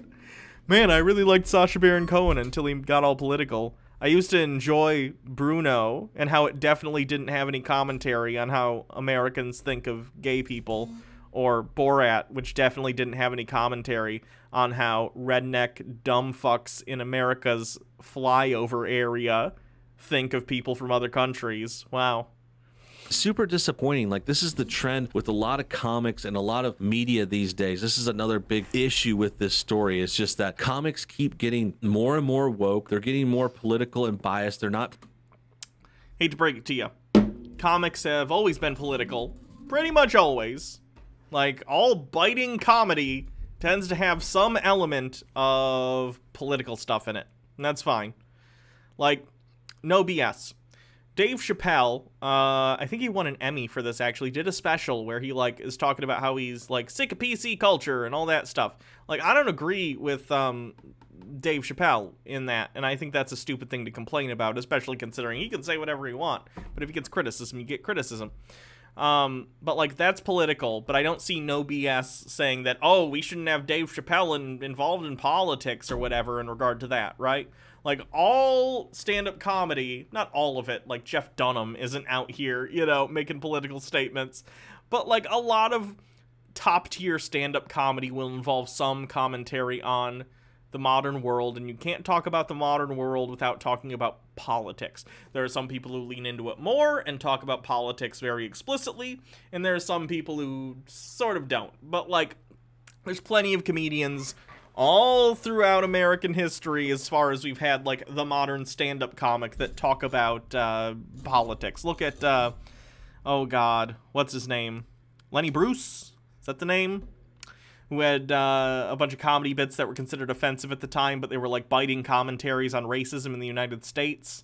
Like, not a new thing. Playing it safe, or, like, you know, they're not playing it down the middle or making fun of both sides. And yeah, you could see that this is a bad sign that this movie is... You don't have to make fun of both sides in every situation. There are plenty of things to make fun of Democrats for. I agree. I'm a leftist, so I definitely think there are things to make fun of Democrats for. But if we're talking literally about, like, the left in the United States as it exists, leftists are an extreme minority. There's not very many leftists, unfortunately, and that's, you know, we'll continue to work on that, but that's fine. I understand my place in the political spectrum of the United States. But if we're talking about leftism and the left as it exists in the United States, most of it is packed towards the center left. You have, you know, liberals. And if we're talking about them versus Donald Trump, it's no contest in who is the funnier person to make fun of. Who is the more relevant person to make fun of, especially now, you know, after 4 years of destructiveness that has come out of the Trump presidency.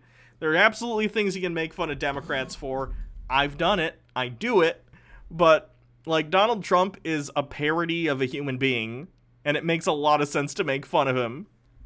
Going down the drain, possibly. I mean, it could still be good, but we're gonna have to wait and see, I guess. The streaming giant confirmed Tuesday that it has acquired worldwide rights to the film. It is reportedly titled Borat: Gift of Monkey to Vice Premier Mikhail Pence to make benefit recently diminished nation of Kazakhstan. So they're...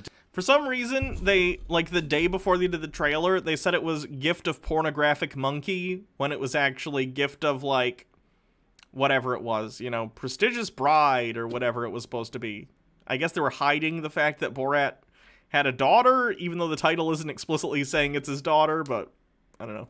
Definitely referencing Mike Pence in there. They're getting the new long title. That's how Borat was originally. It's still going to be funny, I'm sure. It's kind of a long time. I guess they had to wait because it definitely got a little played out. Like I mentioned, the thing was so popular. The quotes from Borat was like going on and on and on. Like the "my wife" quote, he used to say, "my wife." You know, he would say these quotes and people were... I find it interesting that "my wife" became a thing in and of itself, because I don't think in the movie Borat ever just says, "my wife." He's usually talking about his wife. He'll be like, "My wife, she," and then he'll tell like a story. Like, "My wife, she go into the woods and she killed by bear with brother Bilo," you know? Like, he'll tell a story, but he doesn't just go, "my wife." Like, he doesn't just go around saying that.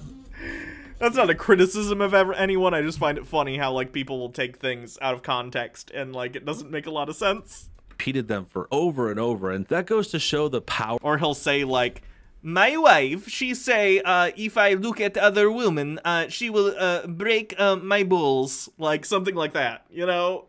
He doesn't just go around going, "I am a Borat, my wife." That's not how it works. Power of this enterprise, of this, you know, franchise. It's very popular. It's very, you know, hilarious at times, but also over the top. And I think they're kind of jumping the shark here and going way down the political rabbit hole. We'll see. The movie could still be funny. This could just be no BS. Please go watch the first Borat movie. 2Man642, thank you for subscribing. 2-month streak. Thank you. One joke in the movie, like how it was when they goofed on, say, George Bush or other political things in the original movie, but it's not looking good, especially since, you know, it's involved with Amazon. Dude spanking dudes with 10 bits. He definitely wouldn't be saying this if Borat was on the right side. Oh yeah, for sure. They're hypocrites. It's hilarious. Reports have steadily accumulated about the project throughout the summer as it was filmed in secret during the pandemic. Cohen originated the character of Borat Sagadiyev, a fictional Kazakh journalist, on his series The Ali G Show. The 2006 film, directed by Larry Charles, grossed $262 million worldwide and was nominated for Best Adapted Screenplay at the 79th Academy Awards. That's funny. I didn't know it was nominated for an award. The other thing worth mentioning here, there's a couple other headlines, like this one says, Sacha Baron Cohen credits Donald Trump for Who is America. This was a show, like a failed show he tried to make. This was a big sign. It wasn't a failed show. What do you mean a failed show? It did very well. I think it got nominated for a bunch of Emmys. He just only wanted to do it a lot like Borat. You could only do it so much with the character without people being like, oh, we know who this is, Sacha Baron Cohen. I believe we talked about it in a video a few years back when it happened. And essentially, Sacha tried to make a new show and it got way too woke. It was like I was saying with this movie. It's not woke, bud. I gotta stop saying bud. It's not woke. It's just pointing out the ridiculousness of right-wing politicians in this country. That's not in and of itself woke. Logarth, as a bull furry, I really don't like this guy for his portrayal of bovid kind. That's why I'm worried about this movie. It was just all about bashing America. The original Borat was more about, yeah, there were jokes about America. He was from this other country and he thought these kind of stereotypical things about Americans. And, you know, there were jokes in there, but it's gone further where it's just like... He really doesn't understand why Borat's funny. I really think he just doesn't. Maybe he hasn't seen it since 2006 and he just has a completely, like, false memory about what Borat is. But it strikes me as he's seen Borat and he just really doesn't get why other people find it funny. You're not supposed to be like, ha ha ha ha ha, Eastern Europeans. You're supposed to be like, this stereotype is stupid, and it's very funny that so many dumb people think that it's so real that he can do these things to their face and they believe him. Like, oh, he hates Trump, he hates America. He's not from here, too. Like, he's from, I think, Britain or something. He's like a foreigner who bashes on America like a little too much. I think he's from the UK. You're allowed to do that. You're allowed to comment on other people's, like, political goings-on, especially if it's America, considering the politics in America affect the rest of the world pretty heavily. Doesn't ever go after his country or talk about his affairs. He's like kind of... Look, I haven't seen the Ali G show. Something tells me that he's definitely done the same bit, but with UK politicians. More invested in the United States. The other article and headline I want to mention before moving on, up here in the corner it says, Sacha Baron Cohen uses Borat promotion to mock Donald Trump during debate. So the debate was a couple nights ago, and apparently he was bashing Trump. You know, it's just showing his bias. He's not a center player. He's not going... You literally, if you are a comedian or an actor of any kind, you need to be completely center. And if my candidate of choice is a fascist, you can't say that, because then I'll be mad. And I'll put an even bigger red hat on my bull fursona. Suck it, libs. Querulous Artisan with 10 bits. Ramstein has a son that is commentary of America, but Ramstein has a song that is commentary of America, but they are German. How dare they? You know. Going after Biden, as far as I could see. I don't see any references to him like going after Biden, who's definitely ripe for parody. I mean, this guy... It wouldn't surprise me, and again, he might not, I don't know. But, like, it wouldn't surprise me if in the Borat sequel, there's some, like, I don't know, maybe they'll interview a Biden... Not Biden himself. I don't think they'll either get, you know, Biden or Trump themselves. But, like, you know... Someone who works for Biden and they do interviews for him or something. What do they call those? Why am I blanking on the term? Someone who basically goes on news shows and does interviews in the stead of the actual candidate. So yeah, there'll probably be a joke or two at Biden. It would not surprise me at all. But yeah, you're gonna insult Trump more because Trump is a worse person. Wind surrogate, that's the word I was thinking of. Thank you. Thank you, Lucas Dawn. Windchanter with 10 bits. If he doesn't like it, he can get out of my country while the rest of us work hard to make it better. True. Is a total joke. Biden is just falling apart every single day, and no one... There's nothing funny. People on the right live in an absolutely warped, different dimension, don't they? Antipodian Squid. Morning, friends. Oh, Hannah, that lipstick shade is stunning. Thank you. No one even wants to talk about it on the left. They act like he's a great candidate when he's really not. But for more information... Who are you talking to where the left is like, yeah, Joe Biden's the best candidate ever. He's amazing. Yeah, no. A lot of people don't think that's the case, but they're still going to vote for him because the other option is Donald Trump.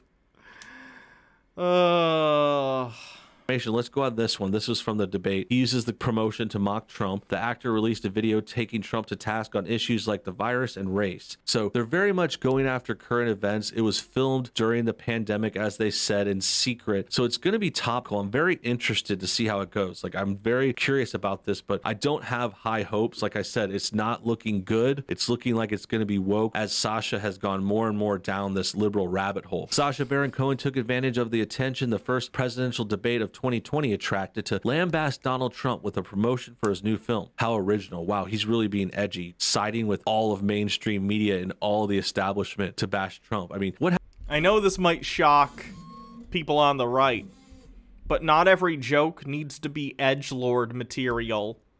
It's completely fine to be like, hey, you know that president that we all hate? He sucks, right? Yeah. Yeah, he does. That's fine. You don't need to be edgy in order to be funny all the time. What happened to comics being edgy and different? These guys just go along with this stuff now. The outlandish stunt comic is forging ahead with a... Me no like that comics are mean to Orange Man. Sequel to his 2006 comedy Borat. The film saw him star as a fictional journalist from Kazakhstan coming to the United States to see what the country is like. Deadline reported Tuesday that Kazakhstan, not Kazakhstan. It's a real country. Do you not know how to say Kazakhstan? To the film will premiere at the end of October on Amazon Prime Video, just before the election. In an effort to drum up support for the new sequel, Cohen began a fake Twitter account for the Republic of Kazakhstan on September 27th, on the night of the debate. That, like, does he think there's an A here after this second K? There's not. Kazakhstan. Account released a video mocking Trump as a favored candidate in the country. Congratulations to great friend of Kazakh people at Real Donald Trump for winning debate today. Impressive and amazing result for a strong premier who always put America and Kazakhstan first. So here's the video. I'm not sure if we could check it out. It might be some copyrights, but I think you guys get the point. He's making this account. He's bashing Trump. He's not really giving a lot of humor to it. Like, he's just going political and anti-Trump. And it's just like, you know, I'm not trying to be... Sacha Baron Cohen as Borat literally shits in the planter outside of Trump Tower in the first Borat movie. Borat was shitting on Donald Trump before it was cool, okay? So let's not act like this is new. He's stiff here. Like, I could take a few jokes. I've had some of my favorite comics make fun of Trump before. I wouldn't say Sacha Baron Cohen is one of my favorites. He's just a funny one and a very legendary one for the American zeitgeist, for sure. But a lot of people don't like him, too. A lot of people got sick of Borat or never liked it. Like, I'm not trying to say it was like the end-all, be-all, but in 2006, it was a pretty big deal. So now let's take a second and check out this video. It appears to be a voiceover with Borat in it, too. So let's see how it sounds. He not racist. Black guys love him so much they kneel before him. Trump never had stroke. He protector of women's. He hero of war. Biden's breath so... Did he jump over? Is this in the original video, or did No BS literally skip over the punchline where it's Donald Trump with what's his face? Didn't kill himself. Why am I forgetting his name? Jeffrey Epstein. He protector of women's. No BS cut out the shot where Trump he's with him. He protector of women's. He hero of... He cut it.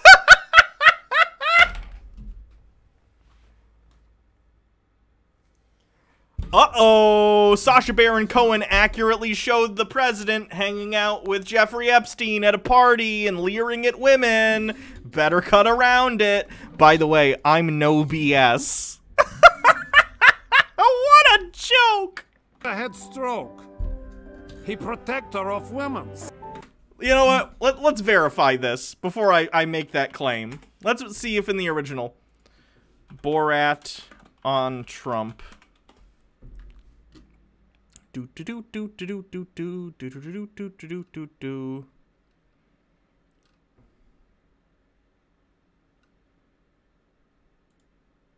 Donald Trump, strongest premier in history. He not racist. Black guys love him so much they kneel before him. Trump never had stroke. He protector of women's. He did cut it out! No BS, cut it out! Oh my god! Hero of war. He literally cut out, literally, he cut out a section that all it does is literally show actual video of Donald Trump hitting on women with Jeffrey Epstein. What a bullshitter. I cannot believe he thought he could get away with that and people wouldn't be like, hello, you cut out the Jeffrey Epstein thing. He hero of war. Kinda sensory of you, no BS. Weird.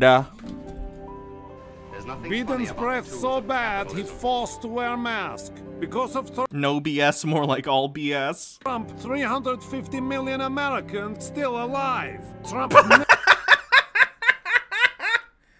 That's a good joke. Never had stroke. Okay, so some pretty weak attack pretending he had a stroke and there's something wrong with Trump. I mean, there's some humor in there. Like, I'm not totally against it. I'm not seeing it here. It's just a little taste. But I imagine his whole movie's going to be like this, like a good part of it. I think it's going to go down the woke rabbit hole. Fuck it. I'm commenting this. You literally took the time to cut out the footage of Trump with Epstein. You hack?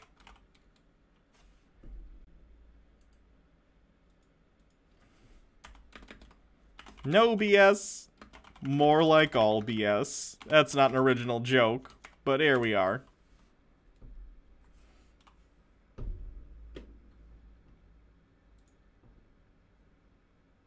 Yeah, I'm liking my own thing. Deal with it. And just get way too political. Deadline knows that the upcoming sequel was made very surreptitiously, with Cohen scrambling to a team together to shoot as soon as the COVID restrictions were eased. Although he reportedly followed all the safety protocols in place, he took great pains to ensure that the movie was both done before the election and filmed in secret. So this was meant to be a surprise. That's an interesting way to go about it. Nothing wrong with that there, but I think this is going to be set up to be a disaster. I'm not sure. I hope it's funny. I don't know though, because Borat was already borderline like immature and stupid when it came out, but at that time it was great for me. 14 years ago I was in a different place though. I'm sure a lot of you might think differently. Borat probably sounds stupid to a lot of you. I just remember it from back in the day, and I could see that Sacha Baron Cohen has totally just kind of ruined his franchises and his career. That about wraps things up. I hope you guys enjoyed today's video. Make sure you comment your thoughts on everything below. Hit the like button if you enjoyed what you saw. Subscribe if you're new, and hit the bell for notifications too. Until next time, have a great day. There's a link to the video if you want to check it out, or if you want to, you know, like my comment. Whatever. How long have we been going? 3 hours, 40 minutes? That's probably good for today.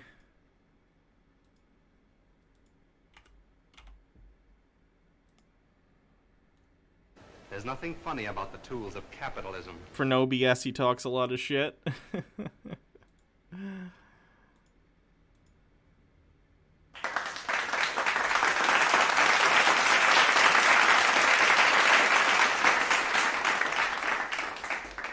I gotta get a sound effects board.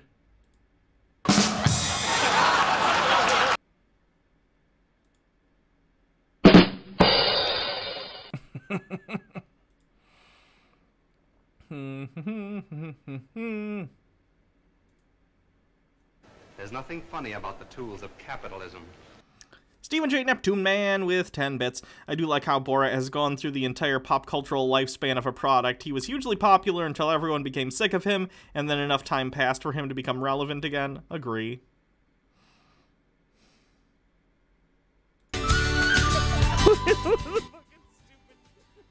Jeff Holiday. At Chipotle, carne asada is back. When you're cutting it, it's tender, and when you're eating it, it's tender. It's bomb steak. Like most of the differences between like how men and women compete are primarily based on like the amount of testosterone. Well, like even within the those gender categories, there are varieties of how much testosterone are in people, right? Like there are. So thank you everyone for coming to the stream. It was a lot of fun. I'll be back tomorrow for something else. I'm not sure what. From it, right? And so like when you're all wonderful. About, like, chat is valid. Have a good night, everyone. From sports. And I think this. I don't know. Like I have to think about this more. But this, based on my premises, I think that this is pretty consistent, right? Like I think that.